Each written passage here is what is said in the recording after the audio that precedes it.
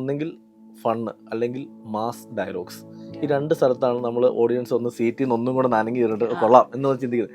അടുപ്പിച്ച് 5 സിനിമകൾ writer music director combination. ഇപ്പൊ 6ാമത്തെ സിനിമ ഈ 30-ാം തീയതി തുടങ്ങാൻ പോകുന്നു, സുമതി വളവ്. അതും രഞ്ജിൻ രാജ് തന്നെയാണ്. നമ്മൾ എന്തൊക്കെ ഷൂട്ട് ചെയ്ത് വെച്ചാലും, എന്തൊക്കെ ഇനി എക്സ്ട്രീം കിഡിലൻ ഷോട്ട്സും എടുത്ത് വെച്ച് എഡിറ്റ് ചെയ്ത് വെച്ചാലും, അതിനൊരു മ്യൂസിക് ഡയറക്ടർ വിചാരിച്ചാലേ തിയേറ്ററിലേക്ക് ഓഡിയൻസിനെ കണക്ട് ചെയ്യാൻ പറ്റും. എല്ലാ ഇപ്പോൾ മാളികപ്പുറം ആണെങ്കിൽ എല്ലാ തിരക്കഥകളും ഒരു ഷോർട്ട് പീരീഡിലാണ് ഞാൻ എഴുതി തീർത്തേക്കുന്നത്. നൈറ്റ് ഡ്രൈവ് എഴുതി തീർത്തേക്കുന്നത് 14 ദിവസം കൊണ്ടാണ്. എൻ്റെ സിനിമകളിൽ ഒരു ഡബിൾ മീനിങ് ഡയലോഗ്സോ അല്ലെങ്കിൽ അനാവശ്യമായ ഒരു അൺപാർലമെൻ്ററി വേർഡ്സോ ഒന്നും ഞാൻ അധികം ഉപയോഗിക്കാറില്ല. ചില കഥാപാത്രങ്ങൾ ഡിമാൻഡ് ചെയ്യുകയാണെങ്കിൽ പോലും ഞാനത് വെട്ടും. ഈ ഇടയ്ക്ക് എൻ്റെ അടുത്തൊരു പ്രൊഡ്യൂസർ വിളിച്ചിട്ട് പറഞ്ഞു, ഈ ന്യൂജൻ പിള്ളേർക്കൂടെ പറ്റുന്ന പോലത്തെ കഥകളുണ്ടെന്ന്. ഞാൻ പറഞ്ഞു, എൻ്റെ കയ്യിലുള്ള കഥകൾ എല്ലാ ജനറേഷനും പറ്റുന്ന, ഒറ്റ വ്യത്യാസം എൻ്റെ കഥകളിൽ അച്ഛനും അമ്മയൊക്കെ ഉണ്ട്, അത് ഒഴിവാക്കിയിട്ടുള്ള ന്യൂജൻ പിടിക്കാൻ ഞാനില്ല എന്ന് പറയുമ്പോൾ അതല്ല, നമുക്ക് അത്ര ഇമോഷനൊന്നും വേണ്ട ചെയ്യണ്ട. എൻ്റെ കഥാപാത്രങ്ങൾ എപ്പോഴും എൻ്റെ ചുറ്റുപാടിൽ നിന്നാണ് എടുക്കാറുള്ളത്. എൻ്റെ സിനിമ കണ്ടാൽ എൻ്റെ ഒപ്പം നടക്കുന്ന പലരും ചോദിക്കും, ഇത് മറ്റേ ആളല്ലേ, നീ എന്നെ ആളല്ലേ റെഫർ ചെയ്തിരിക്കുന്നതായിരിക്കും. അപ്പോൾ അതങ്ങനെയാണ്. കാരണം ഞാൻ എപ്പോഴും റിയൽ ലൈഫിൽ നിന്നാണ് കഥാപാത്രങ്ങൾ എഴുതി ഉണ്ടാക്കുന്നത്. ഹലോ, ദി അൺസെൻസർഡ് ഷോയിൽ ഇന്ന് എന്റെ കൂടെ ജോയിൻ ചെയ്യുന്നു Abhilash Pillai. Welcome to my show. Thank you. ഏറ്റവും പുതിയ വിശേഷം ആനന്ദ് ശ്രീബാല. ഞാൻ പോയി കണ്ടു. സ്ക്രിപ്റ്റ് തന്നെ എടുത്തു പറയേണ്ട സംഭവമാണ്. എവിടെയും അതൊന്ന് എന്താ പറയണ്ടേ, എവിടെയും പാളി പോകാതെ, അല്ലെങ്കിൽ നമ്മളുടെ ആ ഒരു നമ്മളെ ത്രില്ലിംഗ് ആയിട്ട് വെക്കുന്ന രീതിയിൽ ആ ഹോൾ എൻഡ് വരെ കൊണ്ടുപോയ ഒരു സിനിമ. പറയൂ, എങ്ങനെയുണ്ട് റിവ്യൂസും കാര്യങ്ങളൊക്കെ? നല്ല റിവ്യൂസ്, എല്ലായിടത്തുനിന്നും നല്ല റെസ്പോൺസ് ആണ്. എല്ലാവരും വിളിച്ചിട്ട് സ്ക്രിപ്റ്റിനെ ഒരുപാട് ആളുകൾ വിളിച്ച് ഇങ്ങനെ പറയുന്നുണ്ട്, അത് ഗ്രിപ്പിംഗ് ആയിട്ട് ചെയ്യാൻ പറ്റി.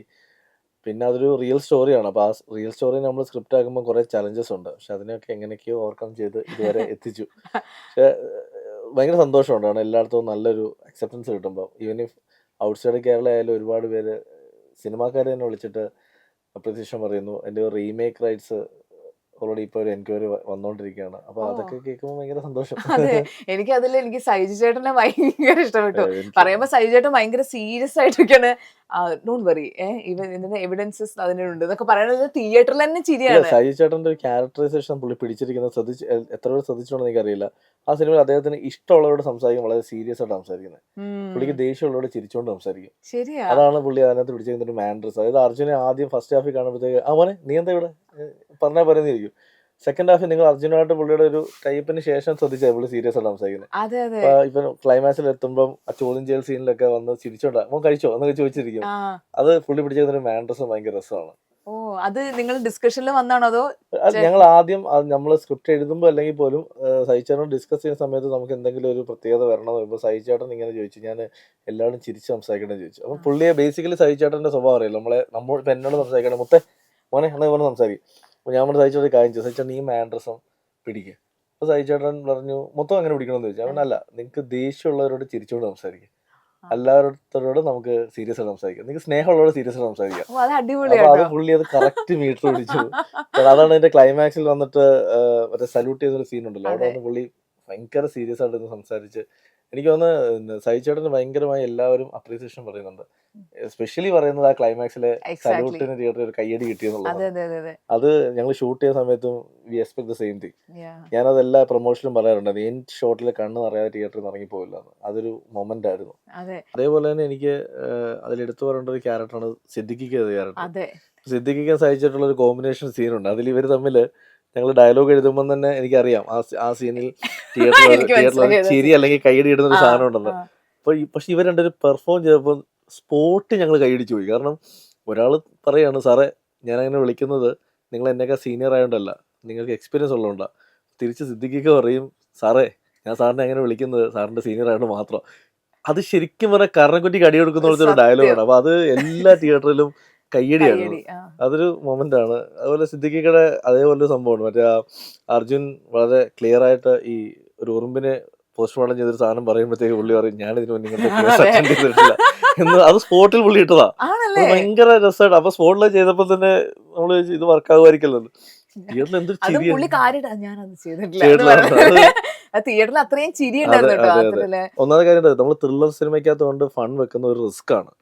കാരണം നമ്മളിങ്ങനെ ഭയങ്കര സീരിയസ് ആയിട്ട് അത് കണ്ടുകൊണ്ടിരിക്കുമ്പോൾ അതിന്റെ ഇടയിൽ വന്നിട്ടൊരു ഫൺ പറയാന്ന് വെച്ചാൽ ഇത്തിരി റിസ്ക് ഉള്ള ഫാക്ടറാണ്. പക്ഷെ എൻ്റെ സ്ക്രിപ്റ്റുകൾ എപ്പോഴും ഞാൻ ചെയ്തു വെക്കുന്ന ഒരു പരിപാടിയാണ്. കാരണം നമ്മൾ ഭയങ്കര സീരിയസ് ആയിട്ട് ഇരിക്കുമ്പോൾ ഒരു തമാശ അടിക്കുക. അപ്പം മാളികപ്പുറം നിങ്ങൾ കണ്ടിട്ടുണ്ടാവും. മാളികപ്പുറത്തിനകത്ത് സഹിച്ചേട്ടൻ മരിച്ചതിന് ശേഷം രാത്രിയിൽ ആ കസേരയൊക്കെ പറക്കി വെച്ചോണ്ടിരിക്കുന്ന സമയത്ത് വളരെ സീരിയസ് ആയിട്ടൊരു മാറ്റർ സംസാരിച്ചോണ്ടിരിക്കുമ്പോൾ അതിന് എൻ്റെ അളിയൻ ചോദിക്കില്ല കഞ്ഞിയായോ എന്ന് ചോദിക്കുന്ന ഒരു സാധനമുണ്ട്. അതെ. അപ്പോൾ തിയേറ്റർ ചിരിയാ. അപ്പോൾ പക്ഷെ അത്ര നമ്മൾ കരഞ്ഞിരിക്കുക.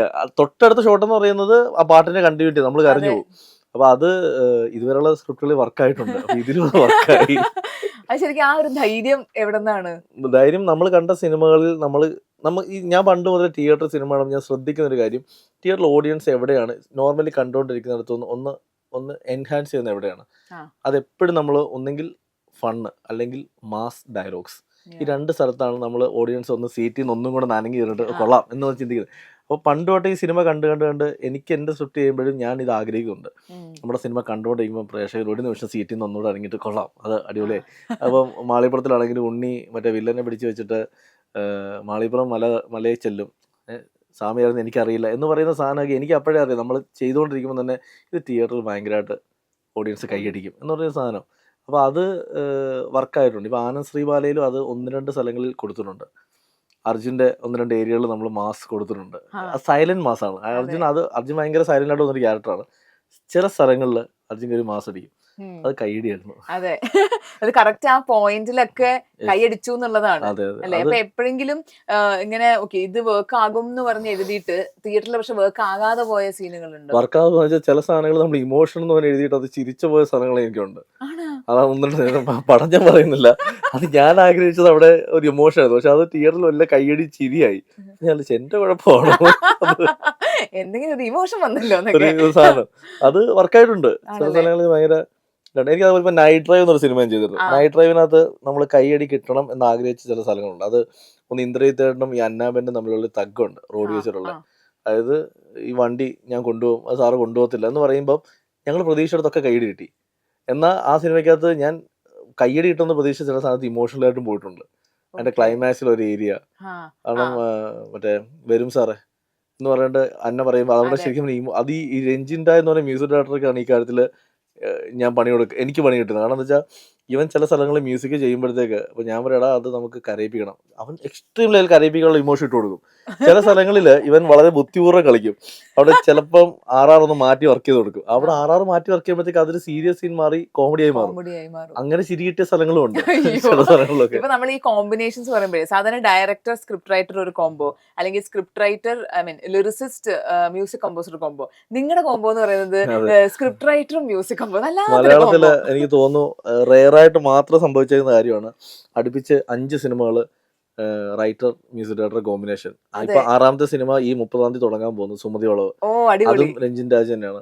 അപ്പൊ എന്നെ സംബന്ധിച്ച് എന്റെ തിരക്കഥ ഡിമാൻഡ് ചെയ്യുന്ന മ്യൂസിക് കൊടുക്കാൻ അവനറിയാം.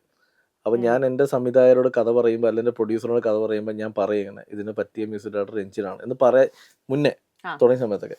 ഇപ്പൊ അത് പറയേണ്ട ആവശ്യമില്ല. അല്ലാതെ തന്നെ ഞാൻ പോയി കഥ പറഞ്ഞു കഴിയുമ്പോൾ തന്നെ എൻ്റെ അടുത്ത് ചോദിക്കും രഞ്ജിനെ തന്നെ വെക്കാല്ലേ. കാരണം എന്താ വെച്ചാൽ അവർക്കറിയാം ഞങ്ങളുടെ ഒരു കോംബോ വരുമ്പോഴത്തേക്ക് ഞാൻ ആ കഥ പറയുന്ന മൊമെന്റ് മുതൽ രഞ്ജൻ അറിയാം അതിലെന്താ ചെയ്യേണ്ടത്. അവൻ അപ്പം തന്നെ അത് പ്ലാൻ ചെയ്ത് എക്സിക്യൂട്ട് ചെയ്യും. അങ്ങനെ ഞങ്ങളുടെ വർക്കുകൾ എപ്പോഴും മാക്സിമം ഒരു 15 ദിവസം 20 ദിവസം കൊണ്ടൊക്കെ തീരും വർക്ക്. അത്ര വലിയ കോംപ്ലിക്കേഷൻ ഒന്നും വന്നിട്ടില്ല ഇതുവരെ. മാളിയപ്പുറമൊക്കെ ഞങ്ങൾ വളരെ നിസാര സമയം കൂടെ ചെയ്ത് തീർത്തേ. ഈ അതില് ഇപ്പൊ എല്ലാവരും ബാക്ക്ഗ്രൗണ്ട് സ്കോർ ഇടുന്ന ഒരു പാട്ടുണ്ട് മറ്റേ ഭൂനാഥ സദാനന്ദ. അത് മിക്സിങ്ങിന് മണിക്കൂറുകൾക്ക് മുമ്പേ വെറുതെ ഒരു ഓപ്ഷൻ കൂടെ ചെയ്ത് നോക്കാണ്ട് രഞ്ജൻ ചെയ്തതാ. പെട്ടെന്ന് വർക്കായി. അതില് എനിക്ക് പിന്നെ ആസ് എ മ്യൂസിക് ഡയറക്ടർ എനിക്ക് അവനെ ഭയങ്കര ഇഷ്ടമുള്ള ഒരു കാര്യം, ഈ ദിവസങ്ങൾ എടുത്തൊന്നും പാട്ട് ചെയ്യുന്ന ആളല്ല, പെട്ടെന്ന് പാട്ട് ചെയ്യും. അതിന്റെ ഉദാഹരണമാണ് ഈ മാളിയപ്പുറത്തിലെ ആ പാട്ടില്ലേ ഗണപതി തുണയരിലെ ഉണ്ണിയുടെ ഡാൻസ്. അത് ഞങ്ങൾ ആദ്യം കമ്പോസ് ചെയ്ത് വേറൊരു പാട്ടായിരുന്നു. ഷൂട്ടിന്റെ തലേന്നാണ് നൈറ്റ് ആ പാട്ട് മാറ്റണം, കുറച്ചും കൂടെ ടെമ്പോ ഉള്ള സ്പീഡുള്ള പാട്ട് വേണമെന്ന് പറയുമ്പോൾ രാത്രി 8 മണിക്കാണ് രഞ്ജനോട് പറഞ്ഞത്. അപ്പോൾ രഞ്ജൻ എന്നോട് പറഞ്ഞു, നീ എന്താ ഉദ്ദേശിക്കുന്നത്, നാളെ രാവിലെ ഷൂട്ട്, ഞാൻ എവിടെ പോയി പാട്ടുണ്ടാക്കുമെന്ന് ചോദിച്ചു. ഞാൻ മറ്റേ എൻ്റെ സ്വഭാവം മോട്ടിവേഷനാണ്. ഞാൻ പറയും പിന്നെ നിനക്ക് പറ്റാത്ത കാര്യമാണോ അളിയ, ഒരു രാത്രി നമ്മുടെ മുന്നിലുണ്ട്, നിന്നോട് പറ്റുവാണോ എന്നൊക്കെ പറഞ്ഞ് ഞാൻ മറ്റേ മോട്ടിവേറ്റ് ചെയ്ത് കയറ്റി വിട്ട് രാത്രി 9 മണിക്ക് അവൻ കമ്പോസിങ്ങിന് ഇരിക്കുന്നു. വെളുപ്പിന് 3 മണിക്ക് പാട്ട് അയച്ചിരുന്നു. ആ പാട്ടാണ് ഗണപതി തുണയരുള്ള പാട്ട്. പിറ്റേ ദിവസം ഞങ്ങൾ ഷൂട്ട് ചെയ്തത്. അത് ആലോചിച്ച് ചോദിക്കണം, ഡാൻസേഴ്സ് ചെന്നൈയിൽ നിന്ന് വന്നിട്ടുണ്ട്, ഡാൻസ് മാസ്റ്ററിന്റെ ആദ്യം കൊടുത്ത പാട്ടാണ് ഉള്ളത്. ഇതെല്ലാം കൊടുക്കുന്നത് ഷൂട്ടിന് അന്ന് രാവിലെയാണ്. അപ്പോൾ ആകെ മാസ്റ്റർ ഞങ്ങളോട് ചോദിച്ചത് എനിക്കൊരു 3 മണിക്കൂർ സമയം തരണമെന്ന് പറഞ്ഞു. അങ്ങനെ കൊടുത്തു. എല്ലാവരും ഉണ്ണി പിന്നെ അപ്പം തന്നെ പറഞ്ഞു, ഞാൻ ഡാൻസർ അല്ലല്ലോ, എനിക്ക് എന്ത് കിട്ടിയാലും ഒരുപോലെ ഉള്ളൂ എന്ന് പറഞ്ഞിട്ട്. പക്ഷേ ഉച്ചയ്ക്കാണ് ഞങ്ങളന്ന് ഷൂട്ട് സ്റ്റാർട്ട് ചെയ്യുന്നത്. 3 ദിവസം കൊണ്ട് ആ സോങ് കംപ്ലീറ്റ് ചെയ്ത് ഷൂട്ട് ചെയ്ത് തീർത്ത്. ആ ആ പാട്ടാണ് തിയേറ്ററിൽ ഇത്രയും ഓളം ഉണ്ടാക്കിയത്. അപ്പം ഞാൻ എപ്പോഴും രഞ്ജന് എന്ത് ചർക്ക് കൊടുക്കുമ്പോഴും ഷോർട്ട് പീരീഡ് കൊടുക്കത്തുള്ളൂ. അളിയാ 1 മണിക്കൂർ തരണം, അത്യാവശ്യം ഇടാന്ന് പറയും. സത്യം 1 മണിക്കൂർ ആവശ്യമില്ല, 2 ദിവസം കഴിഞ്ഞ് കിട്ടിയാലും മതി. പക്ഷെ ആ 1 മണിക്കൂർ അവൻ തരുന്ന ഔട്ട് എക്സ്ട്രീം ലെവൽ സാധനമായിരിക്കും. ശരിക്കും ഈ സ്ക്രിപ്റ്റ് റൈറ്ററും ഡയറക്ടർ കോമ്പിനേഷൻ പോലെ തന്നെ ഈ ഒരു മ്യൂസിക് കമ്പോസർ എന്ന് പറയുന്ന ഒരു എലമെന്റ് കൂടി വന്നാലാണോ ശരിക്കും ഒരു സിനിമയുടെ ഒരു സിനിമ ഡ്രൈവ് ചെയ്യുന്ന എപ്പോഴും അതിന്റെ ഓരോ ഡിപ്പാർട്ട്മെന്റ് അതിന്റെ അതിൽ ടെക്നിക്കൽ സൈഡ് നോക്കുവാണെങ്കിൽ ഡയറക്ടർ, ഈ പറയുന്ന ക്യാമറാമാൻ, ഇവരൊക്കെ ഓക്കെയാണ്. പക്ഷെ വാട്ട് എവർ ടെക്നിക്കൽ സംസാരിച്ചാലും വിഷ്വലിനെ എൻഹാൻസ് ചെയ്യുന്നത് മ്യൂസിക് ഡയറക്ടറാണ്. നമ്മൾ എന്തൊക്കെ ഷൂട്ട് ചെയ്ത് വെച്ചാലും, എന്തൊക്കെ ഇനി എക്സ്ട്രീം കിഡിലൻ ഷോട്ട്സും എടുത്ത് വെച്ച് എഡിറ്റ് ചെയ്ത് വെച്ചാലും അതിനൊരു മ്യൂസിക് ഡയറക്ടർ വിചാരിച്ചാലേ തിയേറ്ററിലേക്ക് ഓഡിയൻസിനെ കണക്ട് ചെയ്യാൻ പറ്റും. മ്യൂസിക്കിന് അതിന് ഭയങ്കര ഇമ്പോർട്ടൻ്റ് ആണ്. അപ്പം എപ്പോഴും ഒരു ഡയറക്ടറും റൈറ്ററും മ്യൂസിക് ഡയറക്ടറും കോമ്പിനേഷൻ സ്ട്രോങ് ആണെങ്കിൽ ഞാൻ പറയുന്ന സിനിമ അടിപൊളിയായിരിക്കും. അതെ, ഇപ്പൊ ഈ പ്രേത സിനിമകളൊക്കെ ഇപ്പം മറ്റേ വോളിയം കുറച്ച് വെച്ചിരുന്ന് അല്ലെങ്കിൽ ഫുൾ മ്യൂട്ടാക്കി കണ്ടു കഴിഞ്ഞാൽ നമുക്ക് ആ ഒരു പേടി തോന്നാത്തതും ഈ ബാക്ക്ഗ്രൗണ്ട് മ്യൂസിക് വരുമ്പോൾ ഒരു എഫക്ട് ടോട്ടൽ ഡിഫറെന്റ് ആണല്ലോ അല്ലേ? 100%. ഞാൻ എൻ്റെ സിനിമകൾ കഴിവതും ഈ എഡിറ്റർ വേർഷൻ പോയിരുന്ന് കാണാൻ അധികം ശ്രമിക്കാറില്ല. കാരണം എനിക്ക് ഈ മ്യൂസിക്കിലൊക്കെ കണ്ടു കഴിയുമ്പോൾ ദേഷ്യം വരും. അപ്പോൾ ഞാൻ രഞ്ജനോട് പറയാം, എന്തെങ്കിലും ഒരു ഈ എഡിറ്ററോട് തന്നെ പറയും എന്തെങ്കിലും ഒരു ഡമ്മി മ്യൂസിക് ഇട്ട് കാണിക്കണേ. കാരണം ഇല്ലെങ്കിൽ പറയും എന്തോ നമുക്കത് വർക്കാവാത്ത ഒരു ഫീൽ ചെയ്യും. പക്ഷെ ആ ഡമ്മി മ്യൂസിക് ഇട്ട് കേട്ട് കഴിയുമ്പോൾ ഇത് ഓക്കെയാണ്, ഇനി അവൻ ഇതിനകത്ത് പണിഞ്ഞ് അടിപൊളി ആയിക്കോളും വെക്കാറുണ്ട് ഞാൻ. കാരണം അത് പലപ്പോഴും ഇപ്പം നമ്മുടെ എല്ലാ പടങ്ങളും എഡിറ്റർ അല്ല സ്പോട്ട് എഡിറ്റ് ചെയ്യുന്ന പയ്യനോട് പറയും നീ എന്തെങ്കിലും ഒരു മ്യൂസിക് ഇട്ട് എൻ്റെ തന്നെ ഓരോ റെഫറൻസ് കാണും, ഞാനിത് കൊടുത്തേക്ക് ഈ സീൻ ഈ മ്യൂസിക് കറക്റ്റ് ആയിരിക്കും എന്ന് പറയും. അപ്പം അത് വെച്ചിട്ട് കാണിച്ചു തരും, ഭയങ്കര രസമായിരിക്കും. ഇപ്പൊ ചേട്ടനെ കുറച്ച് സിനിമകൾ കൊണ്ട് പെട്ടെന്ന് ആളുകളുടെ ഹൃദയം കീഴടക്കിയ ഒരു റൈറ്ററാണ്. അപ്പൊ ശരിക്കും ആളുകളുടെ ഇങ്ങനെ പൾസ് എറിഞ്ഞ് എഴുതാൻ എങ്ങനെ സാധിക്കുന്നു? സിനിമ കണ്ടുള്ള ശീലം തന്നെയാണ്. ഞാൻ പറഞ്ഞല്ലോ, ഞാൻ തിയേറ്ററിൽ കണ്ടു എന്ന് എനിക്ക് ഓർമ്മയുള്ളൊരു സിനിമയാണ് ദേവാസുരം. ആദ്യമായി അപ്പോൾ ആ ദേവാസുരം കാണുമ്പോൾ എനിക്ക് ഇപ്പോഴും ഓർമ്മയാണ് ആ തിയേറ്ററിൽ കിട്ടിയ ഒരു കയ്യടിയൊക്കെ. അന്ന് ഞാൻ ചിന്തിക്കുന്നത് ഈ ആർട്ടിസ്റ്റ് ആവണം, നടനാവണോ, നടന്മാർക്ക് എന്തൊരു കയ്യടി കിട്ടുന്നത്. പിന്നെ അത് നമുക്ക് പറ്റിയ പണിയല്ലാതെ പലപ്പോഴും എനിക്ക് തോന്നിയിട്ടുണ്ട്. കാരണം നമ്മൾ ഈ കണ്ണാടിന് മുന്നിൽ പോയി ഒന്ന് അഭിനയിച്ചു നോക്കും. അപ്പോൾ അയ്യോ ഈ കണ്ണാടി പറഞ്ഞ് പൊട്ടിക്കണം, ഇമ്മാതിരി വൃത്തിയായിട്ട് അഭിനയാന്നൊക്കെ പറഞ്ഞ് ഞാൻ തന്നെ ചിന്തിക്കാറുണ്ട്. പിന്നെ ഞാൻ റിയലൈസ് ചെയ്യാൻ തുടങ്ങിയത് ഈ കയ്യടി അവർക്ക് വാങ്ങിച്ചു കൊടുത്തത് ആരാണ്? ഒരു ഡയറക്ടർ, ഒരു റൈറ്റർ. അപ്പം ഒരു എഴുത്തുകാരൻ എഴുതി ഉണ്ടാക്കുന്ന ഡയലോഗുകളെ പ്രസൻറ്റ് ചെയ്യുന്നതാണ് ഇവർ. അപ്പോൾ ശരിക്കും പറഞ്ഞാൽ ഇതിൻ്റെ ബാക്ക് ബോൺ എന്ന് പറഞ്ഞ ഒരു റൈറ്റർ അല്ലേ എന്ന ചിന്തയിൽ നിന്നാണ് എനിക്ക് എഴുതണം. പിന്നെ ഷോർട്ട് സ്റ്റോറീസ് എഴുതുമായിരുന്നു, യൂണിവേഴ്സിറ്റി ലെവലിൽ പോയി മത്സരിച്ചിട്ടുണ്ട്. അങ്ങനെ ഇരിക്കുമ്പോഴാണ് എൻ്റെ അടുത്ത് എൻ്റെ ഷോർട്ട് സ്റ്റോറീസ് വായിച്ച പലരും പറഞ്ഞ് നിനക്ക് സിനിമ എഴുതാൻ പറ്റും. പിന്നെ ഈ തിരക്കഥകളുടെ പുസ്തകങ്ങളൊന്ന് വാങ്ങിക്കാൻ കിട്ടും, ഞാൻ എല്ലാം വാങ്ങിച്ച് വായിക്കും. എൻ്റെ ഏറ്റവും ഫേവറേറ്റ് ആണ് ലോയി സാറിൻ്റെ ഒരുമാതിരി എല്ലാ തിരക്കഥകൾ, പബ്ലിഷ് ചെയ്ത എല്ലാ തിരക്കഥകളും എൻ്റെ കയ്യിലുണ്ട്. ഞാൻ ഇപ്പോഴും ഒരു സിനിമ ചെയ്യുന്നതിന് മുന്നേ എടുത്ത് വായിക്കുന്നത് ലോയി സാറിൻ്റെ തിരക്കഥകളാണ്. എനിക്കത് തരുന്നൊരു മോട്ടിവേഷൻ ഭയങ്കര വലുതാണ്. അപ്പം അങ്ങനെ വായിച്ച് എക്സ്പീരിയൻസ് കിട്ടി, പിന്നെ എഴുതണം എന്നുള്ളൊരു കോൺഫിഡൻസിൽ എഴുതി തുടങ്ങി. അങ്ങനെ സ്റ്റാർട്ട് ചെയ്താണ്. അങ്ങനെ ഇത്രയും ഫേമസ് ആയ ഇപ്പം അഭിലാഷ് പിള്ള എന്ന് പറയുമ്പോൾ തന്നെ എന്താ പറയുക, എല്ലാവർക്കും ആര് എന്നുള്ളൊരു ചോദ്യമില്ല. ഇപ്പൊ അന്ന് സിബി മലൽ സാർ വന്നപ്പം ഇങ്ങനെ ലോയി സാറും സിബി സാറും ഭയങ്കര കോമ്പിനേഷൻ ആണല്ലോ. അപ്പം ലോയി എഴുതുന്നതൊക്കെ കണ്ടിട്ട് നമ്മള് ഇവൻ ഇത്രയും കഷ്ടപ്പെട്ട് എഴുതുന്ന നല്ല രീതിയിൽ അത് ഡിസ്പ്ലേ ചെയ്ത് കൊടുക്കണമല്ലോ എന്ന് ആലോചിച്ച് ടെൻഷൻ അടിച്ചിട്ടുണ്ട്. അങ്ങനെ തലയിൽ കെട്ടൊക്കെ കെട്ടി അവൻ കണ്ണാടി മുന്നിൽ അഭിനയിച്ചിട്ടൊക്കെയാണ് വേഗം പോയി എഴുതണേ. അപ്പൊ അങ്ങനെയൊക്കെ ചേട്ടന്റെ ഒരു റൈറ്റിംഗ് പ്രോസസ് എങ്ങനെയാ? ഞാൻ എൻ്റെ റൈറ്റിംഗ് പ്രോസസ് എന്ന് വെച്ചാൽ ഞാൻ ഈ സാധാരണ റൈറ്റേഴ്സിനോട് ചോദിച്ചാൽ അവർ പറയും ഇതിൻ്റെ ഒരു 1 ലൈൻ എഴുതും, അതിനുശേഷം സീൻ ഓർഡർ എഴുതും, പിന്നെ ഡയലോഗ്സ് എഴുതും. ഇതാണ് ഇതിൻ്റെ പ്രോസസ്സ് എന്ന് പറയുന്നത്. എന്നെ സംബന്ധിച്ച് ഞാൻ എൻ്റെ നെഗറ്റീവായിട്ട് പറയുന്നൊരു കാര്യമാണ്, എനിക്ക് 1 ലൈൻ എഴുതാൻ അറിയില്ല. എനിക്ക് സീൻ ഓർഡർ എഴുതാനും അങ്ങനെ ഞാൻ സീൻ ഓർഡർ എഴുതിയിട്ട് ആലോചിച്ചിരുന്ന് ഡയലോഗ്സ് എഴുതുന്ന ആളല്ല. സീൻ ഓർഡർ എന്ന് പറയുമ്പോൾ ഫസ്റ്റ് സീൻ ഇങ്ങനെ ഓരോ സീൻ നമ്മൾ ഒരു 50 സീനാണ്, 50 സീൻ നമ്മൾ എഴുതി ഇതാണ്. പിന്നെ അതിനകത്ത് ഡയലോഗ്സ് എഴുതുമ്പോൾ അതൊരു പൂർണ്ണമായ തിരക്കഥയായി മാറുന്നത്. എൻ്റെ രീതി എങ്ങനെയാണെന്ന് വെച്ചാൽ എനിക്കൊരു കഥ കിട്ടിയാൽ ഞാനത് മനസ്സിലിട്ട് ഡെവലപ്പ് ചെയ്ത് ഞാൻ മനസ്സിൽ സീൻ ഓർഡർ ഉണ്ടാക്കും. എന്നിട്ട് ഇതിൻ്റെ ഡയലോഗ്സ് ഞാൻ തന്നെ പ്രിപ്പയർ ചെയ്യും, എഴുതത്തില്ല. ഞാനിങ്ങനെ നടന്ന് ഒരു 5-6 ദിവസത്തിന് ശേഷം വന്നിട്ട് ഞാൻ എൻ്റെ സംവിധായകനോട് കഥ പറയുമ്പോൾ വിത്ത് ഡയലോഗ്സ് ആക്കി ഞാൻ കഥ പറയുന്നത്. ഞാൻ എഴുതിയിട്ടില്ലായിരിക്കും, ഞാൻ ബൈഹേർട്ട് ചെയ്ത് വെക്കുന്ന ആളാണ്. അത് ഇനി ഇപ്പം ഞാൻ ചെയ്യാൻ പോകുന്ന അടുത്ത പടം സുമതിയോളവ്. ഞാനിതൊരു എനിക്ക് തോന്നുന്നു 1.5 വർഷം മുന്നേ ഞാൻ എൻ്റെ തിരക്കഥ വിഷ്ണുവിനോട് സംസാരിക്കുന്നുണ്ട്. മാളിപ്പുറം ഡയറക്ടർ ചെയ്യാൻ പോകുന്നത്. ഞാൻ എഴുതിയിട്ടില്ല ആ സമയത്ത്. പക്ഷെ വിഷ്ണുവിന് ബൈഹേർട്ടായി. ഞാൻ പറഞ്ഞു ഇതിലെ ഡയലോഗ്സും സീനൊക്കെ ബൈഹേർട്ടാണ്. ഇപ്പൊ റീസെന്റ് എനിക്ക് തോന്നുന്നു ഒരു 2 വീക്സ് മുന്നെയാണ് ഞാൻ എൻ്റെ സ്ക്രിപ്റ്റ് എഴുതി തീർത്തത്. അപ്പൊ എൻ്റെ രീതി എന്ന് വെച്ചാൽ മൊത്തം സ്റ്റാർട്ടിങ് ടു എൻഡ് ഞാൻ മൈൻഡിൽ സെറ്റ് ചെയ്ത് വിത്ത് ഡയലോഗ്സ് കഴിഞ്ഞതിന് ശേഷം എഴുതി തുടങ്ങും. അപ്പൊ എന്താ ഗുണമെന്ന് വെച്ചാൽ എഴുത്ത് തീർക്കാനായിട്ട് ഒരാഴ്ച മതി. ഈ വലിയ ആലോചിച്ചെഴുതുന്ന എഴുതേണ്ട ഒരു പ്രോസസ്സിലേക്ക് ഞാൻ ഇതുവരെ പോയിട്ടില്ല. എൻ്റെ എല്ലാ ഇപ്പൊ മാളിയപ്പുറം ആണെങ്കിൽ എല്ലാ തിരക്കഥകളും ഒരു ഷോർട്ട് പീരീഡിലാണ് ഞാൻ എഴുതി തീർത്തേക്കുന്നത്. നൈറ്റ് ഡ്രൈവ് എഴുതി തീർത്തേക്കുന്നത് 14 ദിവസം കൊണ്ടാണ്. കോവിഡിന് തൊട്ട് മുന്നെയാണ് അത് എഴുതാൻ പോകുന്നത്. 14 ദിവസം കൊണ്ടാണ് അതിൻ്റെ ഫൈനൽ സ്ക്രിപ്റ്റ് എഴുതി തീർത്ത് കൊടുക്കുന്നത്. എല്ലാ കഥകളും. മാളികപ്പുറം അങ്ങനെ നിസ്സാര സമയം എടുത്തിട്ടുള്ളൂ എഴുതി തീർക്കാനായിട്ട്. പിന്നെ എൻ്റെ ഒരു രീതി എന്ന് വെച്ചാൽ ഞാൻ എഴുതാൻ തുടങ്ങി ഇരുന്ന് കഴിഞ്ഞാൽ അത് തീർത്തിട്ടേ ഞാൻ മറ്റെന്ത് വേറെ കാര്യത്തിലേക്കും പോകത്തുള്ളൂ. പിന്നെ ഈ പറയുന്ന സ്വഭാവം എനിക്കുണ്ട്. കണ്ണാടിന് മുന്നിൽ പോയിട്ട് ഞാൻ കഥാപാത്രമായിട്ട് അഭിനയിച്ചു നോക്കും. ആ ഈ സീൻ, ഈ ഡയലോഗ് ഈ കഥാപാത്രം പറഞ്ഞാൽ എങ്ങനെ ഇരിക്കും. അതെ അതുകൊണ്ട് തന്നെ പല ആർട്ടിസ്റ്റുകളും പോയി ഡയലോഗ് പറയുമ്പോൾ അവർ പറയും ഇത് ഇങ്ങനെ ചെയ്താൽ മതി. ഈ മാളികപ്പുറം കണ്ടപ്പോൾ എനിക്ക് ഏറ്റവും കൂടുതൽ കണക്ട് ആയത് അതിലെ സഹിച്ചോട്ടം സംസാരിക്കുന്നത് റിയൽ ലൈഫിൽ ഞാൻ സംസാരിക്കുന്ന പോലെ. ആണോ കാരണം ഞാൻ അങ്ങനെയായിരുന്നു. ഇപ്പം ഞാൻ ഈ സിനിമ അന്വേഷിച്ച് 2013 ജോലി വിട്ടിട്ട് സിനിമയിലേക്ക് ഇറങ്ങുന്നത്. ആ അപ്പോൾ ആദ്യത്തെ ഒരു വർഷമൊക്കെ ഓക്കെ, എല്ലാവരും നമ്മളെ മോട്ടിവേറ്റ് സപ്പോർട്ട് ചെയ്യും. ചെയ്ത് ഒരു വർഷം കഴിയുമ്പോൾ നമ്മളെ എല്ലാവരും ചോദിച്ചു തുടങ്ങുമല്ലോ, എന്തായി ജോലിയൊക്കെ വിട്ട് അടക്കുക, വരുമാനം വല്ലതും ഉണ്ടോ എന്ന് ചോദിക്കും. അപ്പോൾ ഞാൻ ഈ വീട്ടിൽ നിന്ന് രാവിലെ ഒരു ബാഗും തൂക്കി പോകും, പോയി ഈ ലൊക്കേഷനിലൊക്കെ ചെല്ലും. നമുക്ക് ഒരുപാട് ഇൻസൾട്ടൊക്കെ കിട്ടിയിട്ടുണ്ട്. അപ്പോൾ എൻ്റെ സ്ഥിരം പരിപാടി എന്ന് വെച്ചാൽ രാവിലെ വീട്ടിൽ നിന്ന് ഇറങ്ങി മീറ്റിംഗ് ഉണ്ടെന്ന് പറഞ്ഞ് പോയിട്ട് മറൈൻ ഡ്രൈവിൽ എവിടെയെങ്കിലും പോയിരിക്കും. എന്നിട്ട് വൈകുന്നേരം ഒരു 6 മണിയാകുമ്പോൾ തിരിച്ച് വീട്ടിൽ കയറി ചെല്ലും. അപ്പോൾ വീട്ടിൽ കയറി ചെല്ലുന്ന സമയം, അതായത് ഈ ഗേറ്റ് കടന്ന് കയറുന്ന സമയത്തേക്ക് എൻ്റെ മുഖത്തെ വിഷമമൊക്കെ പറ്റി ഞാൻ ചിരിച്ചുകൊണ്ട് ഭയങ്കര ഹാപ്പി ആയിട്ട് കയറി ചെല്ലും. അപ്പോൾ അമ്മയും അച്ഛനും വൈഫൊക്കെ കാണും. അപ്പോൾ ഞാൻ പറയും പിന്നെ പ്രൊഡ്യൂസറെ കണ്ടു, പ്രൊഡ്യൂസർ ഓക്കെയാണ് നമുക്ക് ചെയ്യാമെന്നൊക്കെ പറഞ്ഞ് നിന്ന് പറയുമ്പോഴത്തേക്ക് വൈഫ് പുറകെ വന്ന് എൻ്റെ അടുത്ത് ചോദിക്കും, അല്ല എന്തായി പോയിട്ട്. ഞാൻ പറയും അല്ല എല്ലാം ഓക്കെ. പ്രൊഡ്യൂസർ പറഞ്ഞു ഈ പടമല്ല അഭിലാഷിന് ഇനിയും കഥകളുണ്ടെങ്കിൽ അതും നമുക്ക് ചെയ്യാം എന്ന് പറയുമ്പോഴത്തേക്ക് ഇവള് ചോദിക്കും അതേത് പ്രൊഡ്യൂസറാ, കഴിഞ്ഞ തവണ പോയപ്പോൾ ഈ പ്രൊഡ്യൂസറിനല്ലേ കഥ കേൾക്കുന്നില്ല എന്ന് പറഞ്ഞത് ചോദിക്കും. അപ്പം ഞാൻ അത് തന്നെയാണ് മാളികപ്പുറത്ത് അതെ വെച്ചേക്കുന്ന ആ ഈ ലോൺ എടുക്കാൻ എന്ന കാര്യം പറഞ്ഞ ഡയലോഗ്. അപ്പം ഞാൻ ഈ സീൻ എക്സ്പ്ലെയിൻ ചെയ്യുമ്പോൾ സഹിച്ചേട്ടൻ ഇങ്ങനെ, സഹിച്ചേട്ടൻ ആദ്യം എടുത്ത ഷോട്ട് അതാണെന്ന് തോന്നുന്നു, ആ സീനാന്ന് തോന്നുന്നു. അപ്പോൾ സഹിച്ചേട്ടൻ ഇങ്ങനെ കഴിഞ്ഞിട്ട് അഭിനയിച്ച് കഴിഞ്ഞപ്പോൾ ഞാൻ ചോദിച്ചു സഹിച്ചേട്ടൻ ഇത് ഞാൻ പറഞ്ഞു അല്ല അത് അഭിലാഷ് പറഞ്ഞ പോലെ തന്നെ ഈ ക്യാരക്ടറിന് കറക്റ്റ് എന്ന് പറഞ്ഞു. കാരണം ആ ഞാനൊരു പത്തനംതിട്ടക്കാരനായത് ഞാൻ ആ ഡയലോഗ്സ് എഴുതിയേക്കുന്നത് ശബരിമല ബേസ് ചെയ്ത കഥയുണ്ട്. ആ ഒരു പത്തനംതിട്ട സ്ലാങ്ങിലാണ് ഈ കഥാപാത്രത്തിനെല്ലാം കൊടുത്തിരിക്കുന്നത്. അപ്പോൾ സഹിച്ചേട്ടൻ അത് അഭിനയിച്ചുകൊണ്ട് ഞാൻ ഇതിൻ്റെ ഒരു ഔട്ട് കാണുമ്പോൾ ഞാനിങ്ങനെ ചിന്തിച്ചു ഇത് ഞാൻ തന്നെ ആയിരുന്നല്ലോ. അതിലാകെ വ്യത്യാസം എന്താ വെച്ചാൽ ജീവിതത്തിൽ തോറ്റുപോകും എന്നൊരവസ്ഥ വന്നപ്പോൾ ഞാൻ സൂയിസൈഡ് ചെയ്തില്ല എന്ന് മാത്രമേ ഉള്ളൂ. ഉം, നമ്മൾ അതെ രക്ഷപ്പെടുമെന്ന് കരുതി വെയിറ്റ് ചെയ്തു.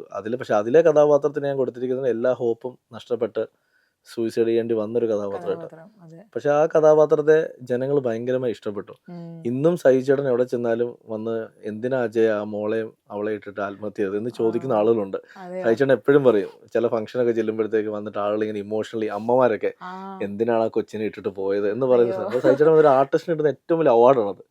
അപ്പോൾ അത് തീർച്ചയായിട്ടും ആസ് എ റൈറ്റർ ഞാനും പറയുന്നു, ഞാൻ എവിടെ ചെന്നാലും ഞാൻ എപ്പോഴും പറയും ഞാൻ ഇനി ഒരു 100 സിനിമ ചെയ്താലും അതിൽ ഹിറ്റ് വന്നാലും ഫ്ലോപ്പ് വന്നാലും ഞാൻ ലൈഫ് ലോങ് അറിയപ്പെടാൻ പോകുന്ന ഈ മാളികപ്പുറത്തിൻ്റെ പേരിലായിരിക്കും. ഉം, കാരണം അതൊരു ലൈഫ് ടൈം അച്ചീവ്മെൻ്റ് ആണ്. അതിനിയും അങ്ങനെ ഒരു സിനിമ എഴുതാൻ പറ്റുമെന്നോ അല്ല അങ്ങനെ ഒരു സിനിമ എനിക്ക് ചെയ്യാൻ പറ്റുമെന്ന് എനിക്കറിയില്ല. പക്ഷെ ഒരു എന്നെ സംബന്ധിച്ച് എൻ്റെ ലൈഫിലെ ഏറ്റവും വലിയ അച്ചീവ്മെൻറ്റാണ്. ഞാൻ പല ഇൻ്റർവ്യൂകളിലും പറയാറുണ്ട് ഞാൻ ഇനി സിനിമ ചെയ്യാതിരിക്കേണ്ടി വന്നാൽ അല്ലെങ്കിൽ എനിക്ക് ഒരു സിനിമ ചെയ്യാൻ പറ്റിയില്ലെങ്കിൽ പോലും ഞാൻ ഭയങ്കര ഹാപ്പിയാണ്. ഉം, കാരണം എനിക്ക് മാളികപ്പുറം പോലെ സിനിമ ചെയ്യാൻ പറ്റിയെന്നുള്ളത്. അപ്പോൾ അതെ അതുകൊണ്ട് തന്നെ ആണ് ഇപ്പം സന്തോഷത്തോടെ പുതിയ സിനിമകൾ ചെയ്യുമ്പോൾ കോൺഫിഡൻസ് എന്താണെന്ന് വെച്ചാൽ എൻ്റെ കഥകൾ ഇഷ്ടപ്പെടുന്നത് ഇവിടുത്തെ ഫാമിലി ഓഡിയൻസാണ്. ഉം, ഞാൻ ഫാമിലി ഓഡിയൻസിനെ ഫോക്കസ് ചെയ്ത കഥകൾ എഴുതുന്ന ആളാണ്. അപ്പോൾ അതുകൊണ്ട് തന്നെ കുടുംബങ്ങൾ എൻ്റെ കൂടെ നിൽക്കും എനിക്ക് നല്ല വിശ്വാസമുണ്ട്. കാരണം എൻ്റെ സിനിമകളിൽ ഒരു ഡബിൾ മീനിങ് ഡയലോഗ്സോ അല്ലെങ്കിൽ അനാവശ്യമായ ഒരു അൺപാർലമെൻ്ററി വേർഡ്സോ ഒന്നും ഞാൻ അധികം ഉപയോഗിക്കാറില്ല. അതെ അപ്പോൾ ചില കഥാപാത്രങ്ങൾ ഡിമാൻഡ് ചെയ്യുകയാണെങ്കിൽ പോലും ഞാനത് വെട്ടും. വേണ്ട അത് വിട്ടേക്ക്, അത് പറയിപ്പിക്കേണ്ടെന്ന് പറയും. കാരണം പിള്ളേരൊക്കെ ഒന്ന് കാണുന്നില്ലടാ എന്ന് പറയും. അപ്പം എൻ്റെ അടുത്ത് അത് കുഴപ്പമില്ല വെക്കാം. ഞാൻ പറയും വേണ്ട എൻ്റെ മക്കളും വന്ന് കാണുന്ന. ആ അപ്പോൾ അവർ നാളെ എൻ്റെ അടുത്ത് അച്ഛൻ എന്തിനാ അങ്ങനെ പറയിച്ചെന്നൊക്കെ ചോദിച്ചാൽ എനിക്ക് വിഷമമാണെന്നുകൊണ്ട് ഞാൻ എൻ്റെ കഴിവതും ഇങ്ങനെ വെക്കും. എനിക്ക് സെൻസറിന് പോകുമ്പോൾ ഈ UA കിട്ടുമ്പോൾ വിഷമമാണ്. എന്തിനാണ് യു എന്നാ പറയുന്നത്. അപ്പോൾ ഇപ്പം ആനന്ദ് ശ്രീബാല UA ആയിരുന്നു. അപ്പോൾ ഞാൻ സെൻസറിന് പോയ ആളാണ് ഞാൻ. ഓ ആ അപ്പോൾ ഞാൻ ചോദിച്ചു ഇങ്ങനെ സാർ എന്തിനാ സാർ UA. അപ്പോൾ അതിനകത്ത് മറ്റേ ഒരു കൊലപാതകത്തിൻ്റെ ആ സീനുണ്ടല്ലോ, ഉം, ബ്ലഡ് ഉം, സ്ട്രെയിൻ ആ കാണിക്കുന്നുണ്ട്. ഉം, അപ്പം ഞാൻ പറഞ്ഞു അല്ല അതാ സീൻ ഡിമാൻഡ് ചെയ്തുകൊണ്ട് വെച്ചതാണ്, അല്ലെങ്കിൽ ഞാൻ അതുപോലും കാണിക്കില്ല എന്ന് പറഞ്ഞപ്പോഴത്തേക്ക് ഞാൻ യുവിന്റെ ആളാണ് അപ്പോൾ സാർ സെൻസറിനോട് പറഞ്ഞു സാരമില്ല UA 13+ മേടിക്കണ്ടെന്നൊക്കെ പറഞ്ഞ് എന്നെ സമാധാനിപ്പിക്കുക. അപ്പോൾ ഞാൻ പോയി പറഞ്ഞു അല്ല മാളികപ്പുറം U ആയിരുന്നു. അത് കുഴപ്പമില്ല, മാളികപ്പുറത്തേക്ക് കൊലപാതകം ഇല്ലല്ലോ. ഞാൻ പറഞ്ഞു ശരി ഓക്കെ ആയിക്കോട്ടെ. പക്ഷെ ഞാൻ ഇപ്പൊ സുമതിവളവ് ചെയ്യുമ്പം ഞാൻ ചെയ്യാത്തൊരു ജോണറാണ്, കോമഡി ഹൊറർ ജോണറാണ്. ഓ ഔട്ട് ആൻഡ് അവിടെ നമ്മളെ കരയിപ്പിക്കാൻ നിങ്ങൾ ഉദ്ദേശിക്കുന്നുണ്ടോ? എന്റെ എല്ലാ സിനിമകളും ഇപ്പം അതെ ആനന്ദ് ശ്രീബാല ഒരു ഇൻവെസ്റ്റിഗേഷൻ ത്രില്ലർ ആണെങ്കിലും അത് ഞങ്ങൾ ചിലപ്പോൾ പറയാൻ കരഞ്ഞു കരഞ്ഞു എന്ന് പറയുന്ന പോലെ സുമതി വളവ് ഔട്ട് ആൻഡ് ഔട്ട് കോമഡി പടമാണ്. പക്ഷെ അതിന്റെ ഒരു ഏരിയയിൽ ഒരു 15 മിനിറ്റ് നമ്മൾ ഓഡിയൻസിനെ ഒന്ന് കണ്ണു നിറയിപ്പിക്കും. അത് സിഗ്നേച്ചർ, അത് വിടില്ല. അത് ഏറ്റവും രസം എന്താ വെച്ചാൽ ആദ്യം ഞാൻ കഥ പറയുമ്പോൾ അതില്ല. അപ്പൊ വിഷ്ണു ഭയങ്കര ഹാപ്പിയായി, ഓ ഇത്തവണയെങ്കിലും തിയേറ്ററിൽ നിങ്ങൾ കരയിപ്പിക്കത്തില്ലോ എന്ന് പറഞ്ഞു. ആടാ ഓക്കെ ആടാന്നൊക്കെ പറഞ്ഞ് എനിക്ക് എവിടെയോ ഒരു പൂർണ്ണത കിട്ടാത്തൊരു വിഷമം. ഞാൻ ഇങ്ങനെ നടന്ന് ഒരു 4 ദിവസം ഞാൻ വിഷ്ണു എടാ ഒരു സാധനം ആടിയിട്ടുണ്ടെന്ന് പറഞ്ഞു. അത് പറഞ്ഞു വിഷ്ണു പറഞ്ഞു മനുഷ്യ നിങ്ങൾ അടങ്ങിയിരിക്കത്തില്ലല്ലേ, നിങ്ങൾ ഇനി എന്തിനാ കരയിപ്പിക്കുക. ഞാൻ പറയില്ലടാ രസമായിരിക്കും, ഒരു മൊമെന്റ് കരയിച്ചിട്ട് വീണ്ടും നമ്മൾ ചിരിപ്പിക്കാം. അത് വർക്കായി. ആ. അതൊരു എനിക്ക് ആ സിനിമയിൽ ഏറ്റവും ഇഷ്ടപ്പെട്ട ഏരിയ അതാ. അതെയോ? പുതിയതായിട്ട് ആഡ് ചെയ്ത ആ ഒരു ഏരിയ അതൊരു ആസ് എ റൈറ്റർ എൻ്റെ ഒരു സിഗ്നേച്ചർ ആണത്. അത് വിട്ട് ഞാൻ പടം ചെയ്യത്തില്ല. ഏത് സിനിമ കണ്ടപ്പോഴായിരിക്കും ചേട്ടൻ ഏറ്റവും കൂടുതൽ കരഞ്ഞത്? സിനിമകളിലോ? സിനിമകളിൽ. എനിക്ക് ഇമോഷണലി എനിക്ക് കണക്ട് ആയ സിനിമ ആകാശദൂത് എനിക്ക് ഭയങ്കരമായിട്ട് എന്നെ. പക്ഷെ എനിക്ക് പേഴ്സണലി ഞാൻ പറഞ്ഞാൽ എനിക്ക് ഒരാളുടെ അവസ്ഥ കണ്ട് ഞാൻ ഇമോഷണൽ ആയപ്പോൾ ഒരു സിനിമ കിരീടമാണ്. പിന്നെ അതിലൊരു അവസ്ഥ ഭയങ്കരമല്ലേ, നമ്മൾ പോലീസ് ആവാൻ ആഗ്രഹിച്ച ഒരാൾ അയാളുടെ ജീവിതത്തിലേക്ക് അവസ്ഥ ഇത് തന്നെയാണ് ഒരു ആനന്ദ് ശ്രീബാലയിലേക്ക് ഞാൻ അഡാപ്റ്റ് ചെയ്തിരിക്കുന്നത്. കാരണം പോലീസ് ആവാൻ ആഗ്രഹിച്ച ഒരു ചെറുപ്പക്കാരൻ അത് ആവാൻ പറ്റാതെ പോകുന്നു. അപ്പോൾ അയാൾ അതിന്റെ വാശിക്ക് ജയിക്കാൻ ശ്രമിക്കുകയാണ്. കിരീടത്തിൽ ശരിക്കും പറഞ്ഞാൽ അത് അയാളുടെ ജീവിതം തകർത്ത് കളയാണ്. അങ്ങനെ അപ്പം ആനന്ദ് ശ്രീബാലയുടെ ബേസ് എലമെന്റിലേക്ക് എന്നെ ഡ്രൈവ് ചെയ്തൊരു എലമെന്റ് അത് തന്നെയാണ്. അതായത് ജീവിതത്തിൽ തോറ്റു പോകുന്ന ഒരാൾ അവിടെ നിന്ന് എങ്ങനെ രക്ഷപ്പെടാൻ പറ്റും എന്നൊരു സാധനം. പിന്നെ എന്നെ ഒരുപാട് എനിക്ക് ഇമോഷണലി എനിക്ക് കണക്ട് ആയ ഒരു സിനിമയാണ് അരയന്നങ്ങളുടെ വീട്, ലോഹിത് സാറിൻ്റെ തന്നെ. അപ്പോൾ അത് അതിലെ ബന്ധങ്ങളുടെ വില കാണുമ്പോൾ അതുകൊണ്ടാണ് എൻ്റെ കഥകൾ ഞാൻ എപ്പോഴും റിലേഷൻഷിപ്പിന് വാല്യൂ കൊടുക്കുന്നത്. അമ്മ, അച്ഛൻ, സഹോദരങ്ങൾ.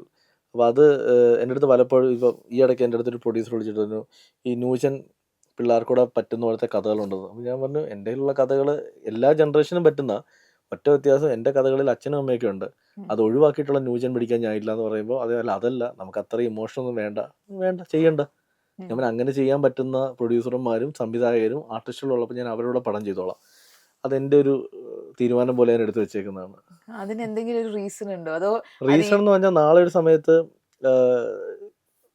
ഇനി ഒരു 20 അല്ല 25 വർഷം കഴിയുമ്പം എന്നെ പറ്റി ഓർക്കുമ്പം അയാൾ ചെയ്ത സിനിമകളൊക്കെ ഫാമിലി ഇമോഷണൽ സിനിമകൾ അല്ലെങ്കിൽ ഫാമിലി ഡ്രാമാസ് ആണ്, അല്ലെങ്കിൽ അങ്ങനെ ഫാമിലിക്കൂടെ പറ്റുന്ന സിനിമകളാണെന്നൊരു സിഗ്നേച്ചർ ഇരിക്കട്ടെ, അത്രേ ഉള്ളൂ. ഇപ്പൊ നമ്മള് ചില സ്ഥലങ്ങൾ കാണുമ്പോൾ ചില ആൾക്കാരെ കാണുമ്പോൾ സത്യനന്ദിക്കാട് സിനിമേനൊക്കെ പോലെ ഉള്ള സ്ഥലം, അല്ലെങ്കിൽ അതിൽ കാണുന്ന ആൾക്കാരെ പോലെ എന്നൊക്കെ പറയുമല്ലോ. തീർച്ചയായിട്ടും. അപ്പോൾ അതൊരു ഈ പറഞ്ഞ പോലെ ഒരു സിഗ്നേച്ചർ ആണല്ലോ. അപ്പൊ അതേപോലെ അഭിലാഷ് ചേട്ടന്റെ ഈ സ്ക്രിപ്റ്റുകളും അല്ലെങ്കിൽ സിനിമകളൊക്കെ കാണുമ്പോൾ ഈ പറഞ്ഞ പോലെ വളരെ ഫാമിലി ഓറിയന്റഡ് അല്ലെങ്കിൽ റിലേഷൻഷിപ്പ് ഇമ്പോർട്ടൻസ് കൊടുക്കുന്നത്. അപ്പൊ ഇതൊക്കെ എഴുതുന്ന ഞങ്ങൾ അത്രയും സ്ക്രീനിൽ കരയിപ്പിക്കുന്ന ഒരാള്, അപ്പൊ എഴുതുന്ന സമയത്ത് ഇതുപോലെ ഭയങ്കര വിഷമം തോന്നിയിട്ടുണ്ട്. ഞാൻ എഴുതുമ്പോൾ തന്നെ ഇമോഷനെ ഞാൻ ഫീൽ ചെയ്ത് എഴുതുന്ന ആളാണ്. മാളികപ്പുറം എഴുതുമ്പം മരിച്ചിട്ട് കുട്ടീനെ കൊണ്ടുവരുന്ന സീനൊക്കെ എഴുതുമ്പോൾ ഞാൻ ആ ഒരു 3-4 ദിവസം എൻ്റെ വീട്ടുകാർക്ക് അറിയാം, എൻ്റെ അമ്മയ്ക്കും അച്ഛനും വൈഫിനൊക്കെ അറിയാം ഞാൻ എഴുതുന്ന സീൻ അപ്പോൾ എന്തായിരിക്കും എന്നുള്ളത്. കാരണം ഞാൻ ഫുഡ് കഴിക്കാൻ വന്നിരിക്കുമ്പോൾ അത് എൻ്റെ സംസാരത്തിലൊക്കെ എൻ്റെ മൂത്ത മോക്ക് ഇളയ മോക്കും അറിയാം. അപ്പോൾ എൻ്റെ മൂത്ത മോള് പറയും അച്ഛൻ എന്തോ സെന്റ് സീൻ എഴുതിക്കൊണ്ടിരിക്കാന്ന് പറയും. കാരണം ഞാൻ വന്ന് കഴിച്ചിട്ട് പോകുമ്പോഴൊക്കെ ഞാൻ സംസാരിക്കില്ല അധികം. ഞാൻ ഇത് എഴുതിക്കണം ഞാൻ കരയാറുണ്ട്. കാരണം ഒരു എഴുത്തുകാരനത് ഫീൽ ചെയ്താൽ മാത്രമേ അതൊരു സംവിധായകന് കിട്ടത്തുള്ളൂ. സംവിധായകന് അത് കൃത്യമായി ഫീൽ ചെയ്യിച്ച് കൊടുത്താൽ മാത്രമേ അവനത് ആർട്ടിസ്റ്റുകളോടും കമ്മ്യൂണിക്കേറ്റ് ചെയ്യാൻ പറ്റത്തുള്ളൂ. ആർട്ടിസ്റ്റുകൾക്ക് എല്ലാവർക്കും ഇത് കിട്ടിയാൽ മാത്രമേ ഓഡിയൻസ് കണക്ട് ആവത്തുള്ളൂ. അപ്പം ആദ്യം ഇത് കരയേണ്ട ആള്, ചിരിക്കേണ്ട ആള് ഞാൻ തന്നെയാണ്. ഞാൻ എഴുതുന്ന തമാശ എനിക്ക് ചിരി വന്നില്ലെങ്കിൽ ഒരിക്കലും ഓഡിയൻസ് ചിരിക്കില്ല. ഞാൻ എഴുതുന്ന ഇമോഷനെ എനിക്ക് കരയാൻ പറ്റിയില്ലെങ്കിൽ ഓഡിയൻസ് കരയില്ല. അപ്പം ഞാൻ ശരിക്കും പറഞ്ഞാൽ ഇപ്പോൾ റിസർച്ച് ചെയ്തുകൊണ്ടിരിക്കുകയാണ് ഓഡിയൻസിനെ. ഓഡിയൻസ് ഇങ്ങനെ മാറിക്കൊണ്ടിരിക്കുകയാണ്, അവരുടെ ടേസ്റ്റ് മാറിക്കൊണ്ടിരിക്കുകയാണ്. പക്ഷെ എന്തൊക്കെ മാറിയാലും മാറാത്തൊരു കാര്യമാണ് ഇമോഷൻസ്. സത്യം. ലോകത്ത് കരയാത്തായിട്ട് ഒരു മനുഷ്യനില്ല, ലോകത്ത് ചിരിക്കാത്തായിട്ട് ഒരു മനുഷ്യനും ഇല്ല. ചിലപ്പോൾ 1-2 പേര് കാണും ഞാൻ ജീവിതത്തിൽ ചിരിക്കത്തില്ല, അവര് പോലും ചിലപ്പോൾ CD മോസം കൊണ്ടുവന്ന് ഇട്ട് കൊടുത്താൽ ചിലപ്പോൾ അവിടെ നിന്ന് ചിരിക്കും. എന്ന് പറയുന്ന പോലെ ഇമോഷൻസിനെ കൃത്യമായി കമ്മ്യൂണിക്കേറ്റ് ചെയ്യാൻ പറ്റുവാണെങ്കിൽ അതാണ് ഒരു എഴുത്തുകാരൻ്റെ, ഒരു സംവിധായകൻ്റെ, ഒരു നടൻ്റെ വിജയം അല്ലെങ്കിൽ നടിയുടെ വിജയം. ചില ആർട്ടിസ്റ്റുകൾ അഭിനയിക്കുമ്പോൾ ശ്രദ്ധിച്ചാൽ മതി. ഇപ്പം എനിക്ക് അതിൽ എടുത്തു പറയാനുള്ള ആർട്ടിസ്റ്റാണ് മുരളിച്ചേട്ടൻ ഇമോഷൻ ചെയ്യുമ്പോൾ ശ്രദ്ധിച്ചിട്ടുണ്ടോ, നമ്മൾ കരഞ്ഞു പോകും. അതേപോലെയാണ് മമ്മൂക്ക ഒന്ന് തൊണ്ടയിടറി സംസാരിച്ചാൽ നമ്മുടെ കണ്ണ് നിറയും. അത് ചില ആർട്ടിസ്റ്റുകളുടെ ഗുണമാണ്. അതുപോലത്തെ ആർട്ടിസ്റ്റുകളെ വെച്ച് പടം ചെയ്യാൻ ഞാൻ കൊതിക്കുന്നുണ്ട്. നമുക്ക് ഇങ്ങനത്തെ ആർട്ടിസ്റ്റ് പലപ്പോഴും ചില കഥാപാത്രങ്ങൾ എഴുതുമ്പോൾ ഇത് ചെയ്യാൻ ആരാ ഉള്ളത് ഞാൻ ചിന്തിച്ചുണ്ട്. ഇപ്പം എനിക്ക് സത്യനന്ദിക്കാട് സാർ സിനിമ പറഞ്ഞല്ലോ, സത്യൻ സാറിൻ്റെ പഴയ സിനിമകൾ നോക്കിയാൽ അദ്ദേഹമാണ് ഏറ്റവും ഭാഗ്യം ചെയ്ത സംവിധായകനാണ്. അദ്ദേഹത്തിൻ്റെ സിനിമകളിലെ കഥാപാത്രങ്ങൾ ചെയ്യാൻ അദ്ദേഹത്തിന് കുറച്ച് ആളുകളുണ്ടായിരുന്നു.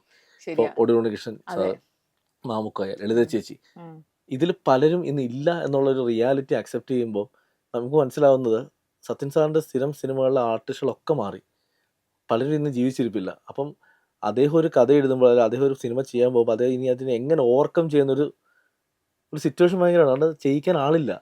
ഇന്നത്തെ ജനറേഷനിൽ എത്ര ആർട്ടിസ്റ്റുകൾക്ക് അത് പുൾ ഓഫ് ചെയ്യാൻ പറ്റുമെന്ന് എനിക്കറിയില്ല, ഞാൻ കണ്ടിട്ടില്ല. നമ്മളൊരു കഥ എഴുതുമ്പോൾ ഇനി എങ്ങനെയാണ് ഒരു തിലകഞ്ചേട്ടൻ്റെ ഒരു കഥാപാത്രം എഴുതുന്നത്, എങ്ങനെയാണ് ഒരു ജഗതിച്ചേട്ടൻ്റെ ക്യാരക്ടർ എഴുതുന്നത്, എങ്ങനെ ഒരു മാമുക്ക ക്യാരക്ടർ എഴുതുന്നത്, ആരാണുള്ളത്? ഇന്നത്തെ ആർട്ടിസ്റ്റുകളൊക്കെ മിടുക്കരായിട്ടുള്ള ആളുകളാണ്. അതൊരു മോശം പറയല്ലേ. ഇന്നത്തെ ആളുടെ ടേസ്റ്റ് മാറി, പെർഫോമൻസ് മാറി, അവരുടെ രീതികൾ മാറി. അതിന്റെ ബേസിക് റീസൺ നാടകം ഇല്ലാതായി പോയതാണ്. നാടകത്തിൽ നിന്നാണ് പലപ്പോഴും നമുക്ക് ഗംഭീരമായ അഭിനേതാക്കളെ കിട്ടിക്കൊണ്ടത്. ഇന്നതില്ല. തിയേറ്റർ ഡ്രാമാസും അല്ലെങ്കിൽ അങ്ങനെയുള്ള കാര്യങ്ങളൊക്കെ നിന്നിരിക്കുകയാണ്. ഞാൻ ഈ അടുത്ത സമയത്ത് ഒരു സ്ഥലത്ത് സംസാരിക്കുമ്പോൾ ഞാൻ പറഞ്ഞു, നാടകങ്ങളെ തിരിച്ചു കൊണ്ടുവന്നാൽ മലയാള സിനിമയ്ക്ക് ഒരുപാട് നല്ല നടീ നടന്മാരെ കിട്ടും എന്ന് ഞാൻ പറഞ്ഞിരുന്നു. അറിയില്ല, മുന്നോട്ടുള്ള പോക്കിൽ കാലത്തിനൊത്ത് മാറേണ്ടി വരുവാണെങ്കിൽ നമ്മളും അങ്ങനെ മാറി ചിന്തിക്കേണ്ട അവസ്ഥയിലേക്ക് പോകുമെന്നാണ് എൻ്റെ പേടി. അച്ഛനും അമ്മയൊന്നും ഇല്ലാത്ത സിനിമകൾ. അതെ, അത് ഞാൻ അഭിലാഷേട്ടൻ ഒരിക്കലും സമ്മതിക്കില്ലേ? ഞാൻ എൻ്റെ എല്ലാ പടത്തിലും അച്ഛനും അമ്മയെ കാണും. അതെ. ഞാൻ ഈ പടം ആനന്ദ് ശ്രീബാലയുടെ പ്രൊമോഷൻ തന്നെ പറഞ്ഞു, ഞാനിത് എൻ്റെ അമ്മയ്ക്ക് വേണ്ടി ഡെഡിക്കേറ്റ് ചെയ്ത സിനിമയാണ്. കാരണം അമ്മയാണ് ഇമോഷൻ ആ സിനിമയുടെ. അപ്പോൾ അമ്മയ്ക്ക് വേണ്ടി ഡെഡിക്കേറ്റ് ചെയ്ത പടമാണത്. കേരളത്തിലെ അമ്മമാരത് ഏറ്റെടുത്തോളൂ എന്ന് പറഞ്ഞു. ഇപ്പം ഗുണം എന്താ വെച്ചാൽ നമ്മൾ തിയേറ്റർ വിസിറ്റിന് ചെല്ലുമ്പോൾ അവിടെ കാണുന്ന മൊത്തം ഫാമിലി ഓഡിയൻസ് ആണ്. അയ്യോ സത്യം, ഞാൻ എന്റെ അമ്മയും കൊണ്ടാട്ടോ ഈ സിനിമയ്ക്ക് പോയത്. അമ്മ ഇതുപോലെ ഞാനും കരയുന്നു, ഭയങ്കര മത്സര കരച്ചിലായിരുന്നു. അപ്പൊ ഈ അമ്മ വരുന്ന സീനുകളിലൊക്കെ നമുക്ക് ഭയങ്കര കണക്ഷൻ തോന്നും. പിന്നെ ഒരു എന്താ പറയണ്ടേ, എന്റെ അച്ഛനെ ഇപ്പം കുറച്ച് വർഷമായിട്ടുള്ളൂ ഞാൻ പിരിഞ്ഞിട്ട്. അപ്പോ അതും നമുക്ക് പല രീതിയിലും നമുക്ക് ആ സിനിമ സ്പെഷ്യലാണ്. അല്ലെങ്കിൽ അച്ഛന് വേണ്ടിയുള്ള സിനിമ വാളിയപ്പുറമായിരുന്നു. അത് ഒരുപാട് കുട്ടികൾ വിളിച്ചിട്ട് എനിക്കെന്താ അറിയാം, എനിക്കിപ്പം ഏറ്റവും വലിയ എൻ്റെ ഭാഗ്യം എന്ന് പറയുന്നത് രാത്രി ഒരു 9:30 ശേഷം എൻ്റെ ഫോണിലേക്ക് വരുന്ന സ്ഥിരം കുറച്ച് മെസ്സേജുകളുണ്ട്. ആ മെസ്സേജുകൾ എന്ന് പറഞ്ഞാൽ അഭിലാഷ് അങ്കിളെ ഗുഡ് നൈറ്റ് ഉമ്മ എന്ന് പറഞ്ഞിട്ട് കുറേ കുട്ടികളയക്കും. മാളികപ്പുറത്തിന് ശേഷമുള്ളതാണ്, സ്ഥിരമായിട്ടുള്ളതാണ് ആ കുറേ കുട്ടികൾ. അതേപോലെ കുറേ അമ്മമാരായിരിക്കും, മോനെ നീ എവിടെയാണ്, ഫുഡ് കഴിച്ചോ, എന്നെ അന്വേഷിച്ച് കുറേ അമ്മമാരുണ്ട്. ഇതൊക്കെ എനിക്ക് കിട്ടിയത് ഈ മാളികപ്പുറം സിനിമയിലൂടെയാണ്. അപ്പോൾ അവരെയൊക്കെ ഞാനിങ്ങനെ ചേർത്ത് പിടിക്കും. ഇപ്പോൾ ആനന്ദ് ശ്രീബാല ഇവരൊക്കെ പോയി കണ്ടിട്ട് എന്നെ വിളിച്ചിരുന്നു. അത് ഭയങ്കര ഇമോഷണലായി. അപ്പോൾ ഇവരുടെയൊക്കെ ഒരു അനുഗ്രഹം കിട്ടിയാൽ തന്നെ ജീവിതത്തിൽ രക്ഷപ്പെടുമെന്ന് പറയുന്നത്. എനിക്ക് തോന്നുന്നു ചേട്ടൻ എഴുതുന്ന സാധനത്തിലൊക്കെ ഭയങ്കര ജെനുവിൻ ആണ് എല്ലാത്തിലും. ഇപ്പൊ ഈ പറഞ്ഞ പോലെ എഴുതുമ്പം ചേട്ടൻ തന്നെ ജെനുവിൻ ആയിട്ട് സങ്കടം വരുന്നതുകൊണ്ടാണ് കരയുന്നത്. പക്ഷെ അതേ ഒരു ഓപ്പോസിറ്റ് ആൾക്ക് ഇപ്പം ഞാൻ കേട്ടിട്ടുണ്ട്, ഈ ഒരു സീൻ എന്താ ഇതില് ആൾക്കാർ കരയട്ടെ, അല്ലെങ്കിൽ ഇതിലാണ് ആൾക്കാർ ചിരിക്കണ്ടേ എന്ന് പറഞ്ഞ് മെക്കാനിക്കലായിട്ട് എഴുതുമല്ലോ. അത് എത്രമാത്രം ഹെൽത്തി ആണ് ചേട്ടൻ? ഒരിക്കലും എന്റെ റൈറ്റിംഗ് ഇതിൽ അതില്ല. ഞാനൊരു സിനിമ എടുത്തു വെച്ചിട്ട് ഇതിൽ 5 സീനിൽ കരയണം, 5 സീനിൽ ചിരിക്കണം, ഇതല്ല. ഇത് നമുക്കൊരു ഫ്ലോയിൽ ഇങ്ങനെ പോകുമ്പം ഒരു സ്ഥലത്ത് എത്തുമ്പോൾ നമുക്ക് മനസ്സിലാവും ഇവിടെ ഓഡിയൻസ് കരയും. ആ സീനെ ഭംഗിയായിട്ട് നമ്മളൊന്ന് ഇമോഷണലി ഞാൻ കണക്ട് ചെയ്ത് എഴുതും. ഇപ്പം സൈജു കുറുപ്പിനെ ശ്രീദേവി അടിക്കുന്ന സീനുണ്ട് മാളികപ്പുറത്തിൽ. അടിക്കുന്ന സീൻ എഴുതുമ്പം എൻ്റെ മൈൻഡിൽ എൻ്റെ മക്കളുടെ മുന്നിലിട്ട് എന്നെ അടിച്ചാൽ എനിക്കെന്ത് ഇമോഷൻ ആയിരിക്കും എന്ന് കൃത്യമായി മനസ്സിൽ കണ്ടുകൊണ്ടാണ് ഞാൻ എഴുതുന്നത്. ഞാൻ ആ സീൻ എഴുതുമ്പം എനിക്ക് ഫീൽ ചെയ്യുന്നുണ്ട് എന്നെ അടിക്കുന്നത്. ഞാൻ റോഡിൽ എൻ്റെ മകളുടെ മുന്നിൽ അടി വാങ്ങി ഇമോഷണലി ഇരിക്കുന്നത് ഞാൻ ഫീൽ ചെയ്യുന്നുണ്ട്. അത് എഴുതിയതിന് ശേഷം ഞാൻ റിയാലിറ്റിയിലേക്ക് എത്തുമ്പോൾ ഞാൻ ചിന്തിക്കുന്നതാണ്, ഇങ്ങനെ ഒരു മകളുടെ മുന്നിൽ വെച്ചിട്ട് ഒരു അച്ഛൻ അടി കിട്ടില്ല, അയാൾ എത്രത്തോളം ലോകത്തെ ഏറ്റവും വലിയ ഇൻസൾട്ട് അല്ലേ അത്. എല്ലാ പെമ്മക്കൾക്കും അവരുടെ അച്ഛന്മാർ സൂപ്പർ ഹീറോസ് ആണ്. ആ സൂപ്പർ ഹീറോനെ ഒരാൾ തല്ലുന്നത് മകള് കാണുമ്പോൾ അയാൾ ലൈഫിലെ ഏറ്റവും വലിയ തകർച്ചയാണ്. ആ ശ്രദ്ധിച്ചിട്ടുണ്ടോന്ന് അറിയില്ല, അതിനുശേഷമുള്ള സീനിലൊന്നും സൈജു കുറുപ്പിന് ഡയലോഗ്സേ ഇല്ല. ഇമോഷണലി നമ്മൾ ഒരു ഡയലോഗ് പിന്നെ വെച്ചിട്ടില്ല. കാരണം അടുത്തൊരു ഡയലോഗ് പറയിപ്പിക്കാൻ പുള്ളിയോട് നമുക്ക് പറ്റില്ല. പറയിപ്പിച്ചാൽ അവിടെ ഇമോഷൻ ഡൗൺ ആവും. അതിന് പകരം പുള്ളി സൈലൻ്റ് ആണ്. മകളെ കൊണ്ട് ഇറക്കി വിടുന്നു, സൈലൻ്റ് ആണ്. ഇയാളോടത്ത് നിൽക്കുന്നത് സൈലൻ്റ് ആണ്. അടുത്ത ഷോട്ട് പുള്ളി മരിച്ചതാണ്. അത് എഴുതുന്ന സമയത്ത് തന്നെ എനിക്ക് 2-3 ദിവസം എനിക്ക് അതിന് ശേഷം ഞാൻ ഉറങ്ങിയിട്ടില്ല. എനിക്ക് ക്യാരക്ടർ എന്നെ ഇങ്ങനെ ഹോണ്ട് ചെയ്യുന്നുണ്ടായിരുന്നു. ഇതിന് ശേഷം മാളികപ്പുറം ഇറങ്ങിയതിന് ശേഷം ഒരു 2 ആഴ്ച കഴിയുമ്പോഴാണ് എനിക്കൊരു ഫോൺ വരുന്നത്. അപ്പുറത്തെ ഒരു ലേഡിയാണ് സംസാരിക്കുന്നത്. പുള്ളിക്കാരി എൻ്റെ അടുത്ത് പറഞ്ഞു, ഞാൻ സിനിമ കണ്ടു സാർ, പക്ഷേ ഇൻട്രോലിന് മുന്നേ ഞങ്ങൾ തിയേറ്ററിൽ നിന്ന് ഇറങ്ങിപ്പോയി. അപ്പോൾ ഞാൻ വെച്ച് എന്ത് പറ്റിയെന്ന് ചോദിച്ചപ്പോൾ എൻ്റെ അടുത്ത് പറഞ്ഞു, സാർ ഇത് ഞങ്ങളുടെ കഥയാണ്, എൻ്റെ ഹസ്ബൻഡ് സൂയിസൈഡ് ചെയ്തതാണ്. എൻ്റെ മകൾ ഇതേപോലെ തന്നെ ശബരിമലയ്ക്ക് കൊണ്ടുപോകാൻ വേണ്ടി മാലയിട്ടിരിക്കുന്ന സമയത്ത് അവളുടെ മുന്നിലിട്ടാണ് അച്ഛനെ തല്ലിയത് ഫിനാൻസുകാർ. പുള്ളി സൂയിസൈഡ് ചെയ്തെന്ന് പറഞ്ഞു. ഞാൻ സത്യം പറഞ്ഞാൽ ഞെട്ടിപ്പോയെന്ന് വെച്ചാൽ അവർ തൃപ്പൂണിത്തുറ ഇപ്പോഴും ജീവിച്ചിരിക്കുന്ന ഫാമിലിയാണ്. ഞാൻ അവരെ പോയി മീറ്റ് ചെയ്തു. ആ കുട്ടിയെ കണ്ടപ്പം ഏകദേശം എൻ്റെ മകളുടെ പ്രായം, നമ്മുടെ ഈ മാളികപ്പുറത്തിൻ്റെ മോളെ പോലെ ഇരിക്കും അവളെ കണ്ടാൽ. അവൾക്ക് എൻ്റെ മകളുടെ പേരുമാണ് വൈഗ. അപ്പം ഞാൻ ആ ഫാമിലിയെ കണ്ടപ്പം അവർ പറഞ്ഞ കഥകളിൽ വെച്ച് കേട്ടപ്പം മാളികപ്പുറത്തിൽ കാണിച്ചിരിക്കുന്ന എത്രയോ ചെറുതാണ് ഇമോഷൻ. അതിൻ്റെയൊക്കെ അപ്പുറമാണ് അവർ റിയൽ ലൈഫിൽ അനുഭവിക്കുന്നത്. ഞാൻ ആ ഫാമിലിയോട് ഇപ്പോഴും നല്ല കോൺടാക്ട് ഇരിക്കുന്നതാണ്. ആ മോളുടെ അരങ്ങേറ്റത്തിന് എന്നെ വിളിച്ച് ഞാൻ പോവുകയുണ്ടായി. അന്നത് ന്യൂസൊക്കെ ആയിട്ടുണ്ടായിരുന്നു. അപ്പം അറിഞ്ഞോ അറിയാതെയോ ഞാൻ എഴുതിയൊരു കഥ മറ്റൊരാളുടെ റിയൽ ലൈഫാന്ന് അറിഞ്ഞപ്പം എനിക്ക് ഭയങ്കര ഷോക്കായി. പിന്നെ അതിലെ പല കഥാപാത്രങ്ങളും എൻ്റെ റിയൽ ലൈഫായിട്ട് കണക്റ്റഡ് ആണ്. അപ്പം അതിൽ സൈചേട്ടൻ്റെ സൂയിസൈഡ്, അത് കണ്ടു നിൽക്കുന്ന മകൾ ഒരു ഇമോഷണലി നിൽക്കുന്നുണ്ട്. അത് ഞാൻ എൻ്റെ റിയൽ ലൈഫിൽ നിന്നാണ് എഴുതിയിരിക്കുന്നത്. എൻ്റെ ബ്രദറിൻ്റെ മരണം റിയൽ ലൈഫിൽ കണ്ട ആളാണ് ഞാൻ, ഫേസ് ചെയ്ത ആളാണ് ഞാൻ ഇതേപോലെ തന്നെ. അപ്പം അവിടെ ഞാൻ നിന്ന പോലെ തന്നെയാണ് ഞാൻ ദേവനന്ദയുടെ ക്യാരക്ടറിനെ എഴുതി വെച്ചിരിക്കുന്നത്. അത് ഞാൻ ദേവിനോട് പറഞ്ഞു കൊടുക്കുമ്പോഴും ദേവിനോട് ഞാൻ അത് എക്സ്പ്ലെയിൻ ചെയ്ത് ഇങ്ങനെ തന്നെ പറയുന്നത്, മോളെ ഇത് യഥാർത്ഥ ജീവിതത്തിൽ മോൾക്ക് എങ്ങനെ സംഭവിച്ചാൽ മോളത് എങ്ങനെ നിൽക്കും, അപ്പോൾ ആ കുട്ടി ഭയങ്കര മെച്യൂർഡാണ്, ഒരുപാട് മെച്യൂർഡാണ് ആ കുട്ടി. ആ കുട്ടി അതിനെ കൃത്യമായി മൈൻഡിലേക്ക് എടുത്തിട്ടാണ് അത് പെർഫോം ചെയ്തിരിക്കുന്നത്. അതിൽ ഓരോ കഥാപാത്രങ്ങളെയും അങ്ങനെ ഫീഡ് ചെയ്തിട്ടുണ്ടായിരുന്നു.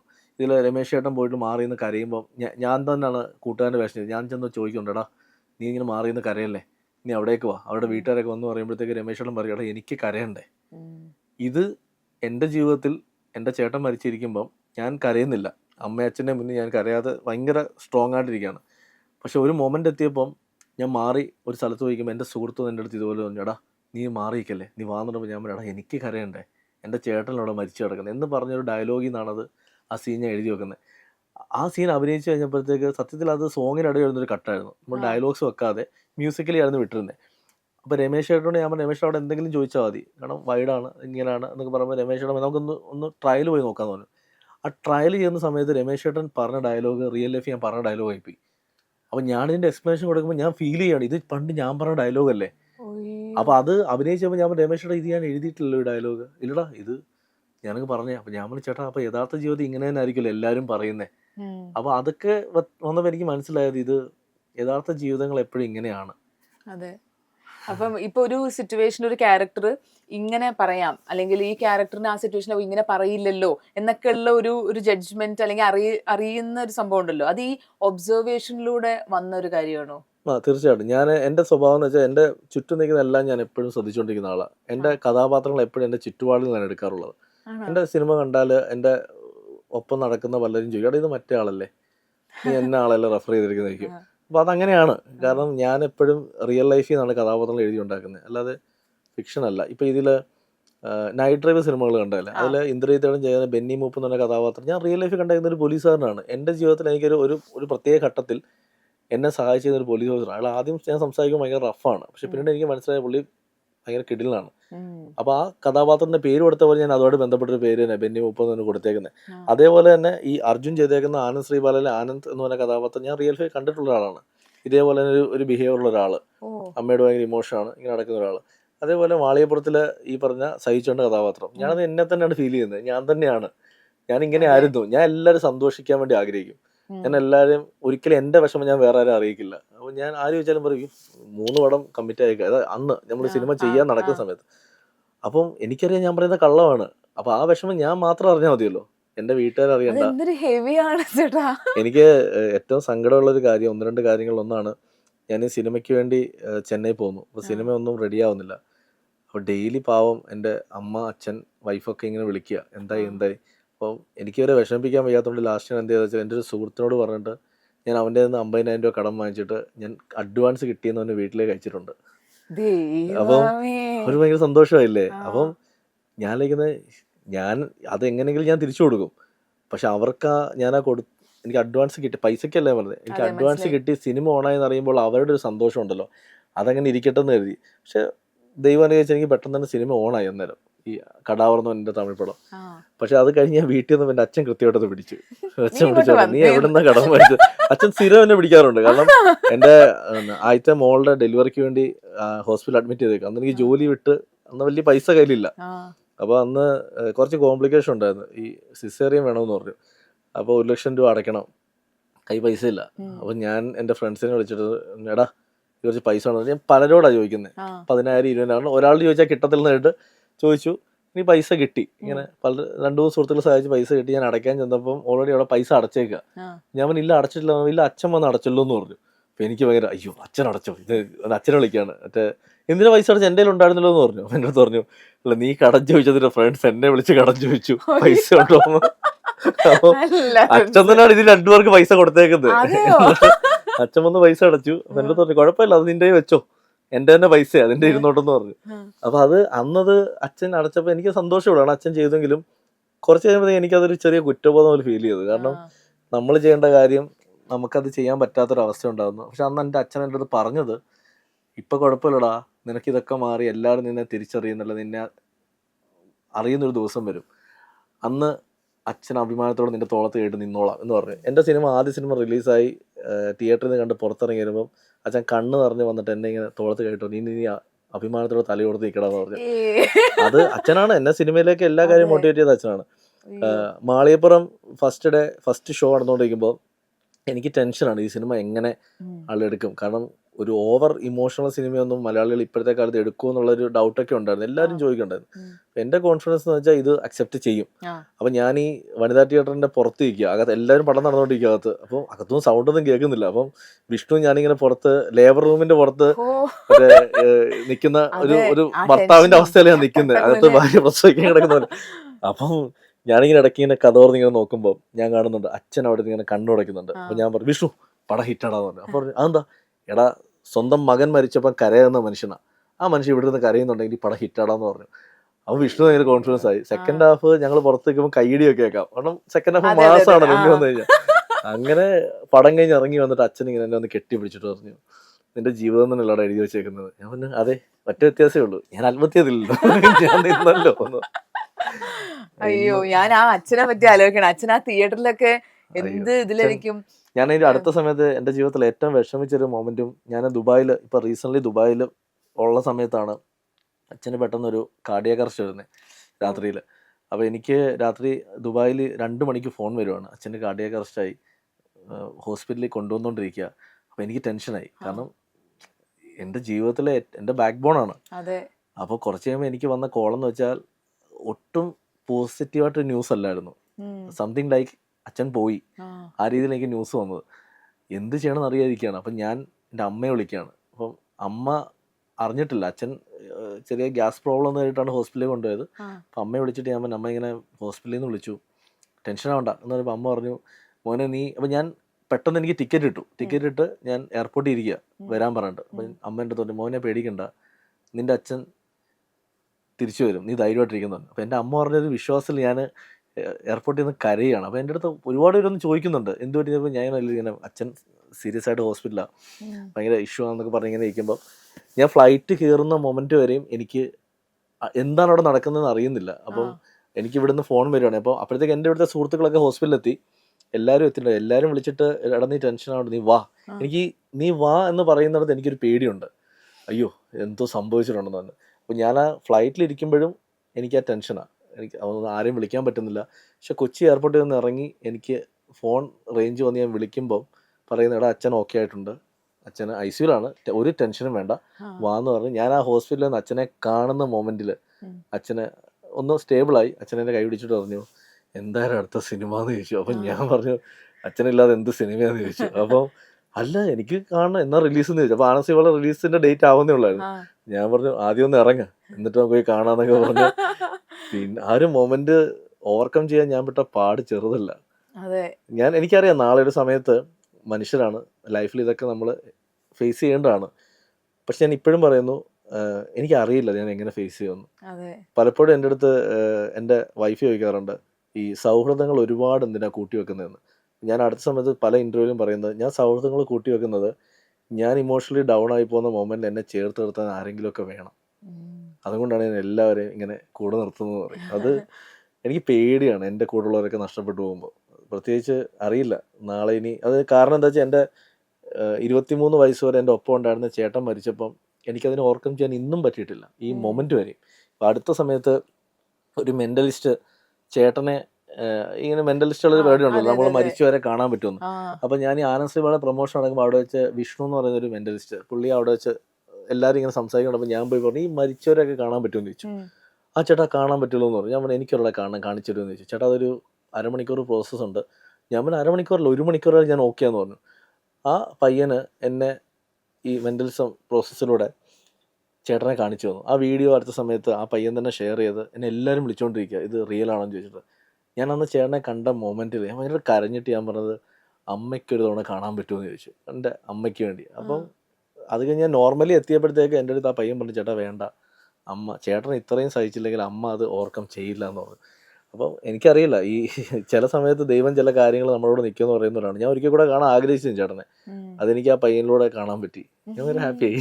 അയ്യോടാ ഇത് എന്നെ കരയിപ്പിക്കുന്ന ഇന്റർവ്യൂ കഴിയുമ്പോഴേക്കും അയ്യോ ഇത് റേഡിയോ ഇന്റർവ്യൂ ആണ്. ഞാനിവിടെ വന്നിട്ട് ഓവർ ഇമോഷൻ അടിക്കല്ലേ. ഇല്ല ഇല്ല ഇല്ല. ബാക്ക് ടു തമാശ. അതെ. അല്ല ഞാൻ ഇത്രയും എന്താ പറയണ്ടേ സ്ട്രഗിൾ ചെയ്ത് വന്ന ഒരു ആളായതുകൊണ്ട് തന്നെ ഇപ്പൊ മിക്ക എല്ലാ ട്രെൻഡിങ് റീൽസ് അല്ലെങ്കിൽ ഇങ്ങനെ മുന്നോട്ട് വരണം എന്ന് ആഗ്രഹിക്കുന്ന യങ്സ്റ്റേഴ്സിന്റെ റീൽസിന്റെ താഴെയൊക്കെ ചേട്ടന്റെ കമന്റ് ഞാൻ കണ്ടിട്ടുണ്ട്. പക്ഷെ അവരെ സപ്പോർട്ട് ചെയ്ത് മോട്ടിവേറ്റ് ചെയ്യണേ. അപ്പോ ഇങ്ങനെ വരുന്ന തലമുറയെ സപ്പോർട്ട് ചെയ്യാന്ന് പറയുന്നത് ഏറ്റവും കൂടുതൽ എനിക്ക് തോന്നുന്നു ചെയ്യുന്ന ഒരാളാണ്. ഞാൻ എൻ്റെ ഒരു രീതി എന്ന് പറഞ്ഞാൽ, ഞാൻ ഈ ഇൻസ്റ്റാഗ്രാമിൽ നമ്മളൊരു നല്ല റീൽ കണ്ടാൽ നല്ല പെർഫോമൻസ് ഉണ്ട്, ഞാൻ താഴെ പോയിട്ട് കമന്റ് ഇടുന്നത് മാത്രമല്ല, ഞാൻ പേഴ്സണലി മെസ്സേജ് ഇട്ടിട്ട് പറയും എനിക്ക് ഡീറ്റെയിൽ അയക്കുക, നമുക്ക് അടുത്ത പടത്തിലേക്ക് നോക്കാം. കാരണം വേറൊന്നുമല്ല, എനിക്ക് എൻ്റെ 10 വർഷത്തെ കഷ്ടപ്പാട് അറിയാം. നമ്മളെ കൈപിടിച്ച് കൊണ്ടുവരാൻ വേണ്ടി അങ്ങനെ അധികം പേരില്ലായിരുന്നു. ഞാൻ ആഗ്രഹിക്കുന്നത് ഞാൻ കാരണം ആരെങ്കിലുമൊക്കെ വരുവാണെങ്കിൽ നല്ലതല്ലേ.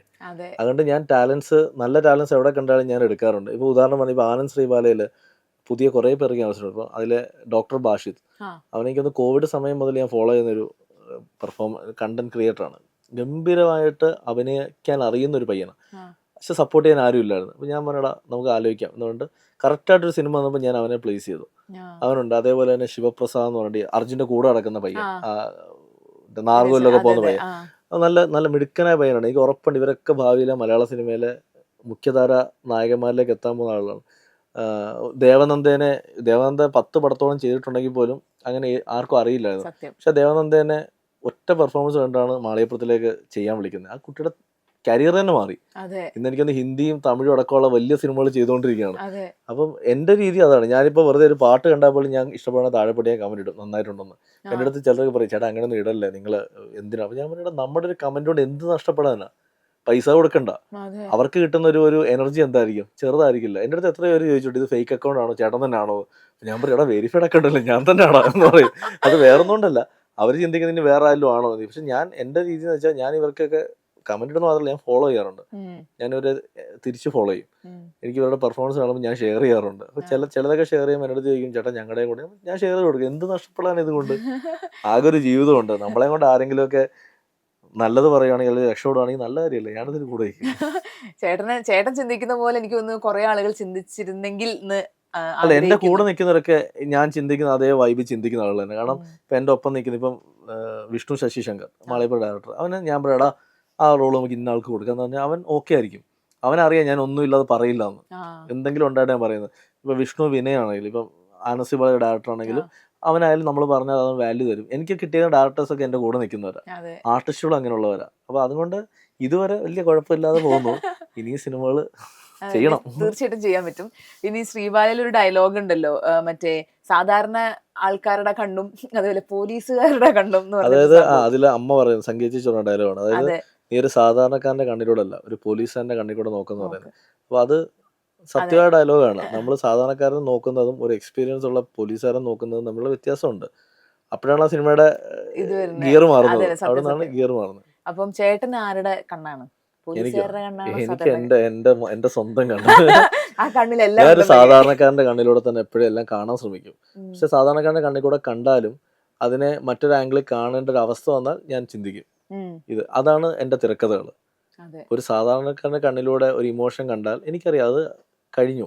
പക്ഷെ തിരക്കഥാരത്തിന്റെ കണ്ണിൽ കൂടെ കാണുമ്പോൾ അതിന് എന്തൊക്കെ ഫ്ലേവേഴ്സ് ആഡ് ചെയ്യണം, അത് ആഡ് ചെയ്തിട്ടാണ് നമ്മൾ കൃത്യമായൊരു തിരക്കഥ ഉണ്ടാക്കുന്നത്. അപ്പോൾ അത് സാധാരണക്കാരൻ്റെ കണ്ണിൽ കൂടെ നോക്കി കാണുന്നതിന് അസാധാരണമായ രീതിയിൽ എഴുതി പിടിപ്പിക്കാൻ ശ്രമിക്കും.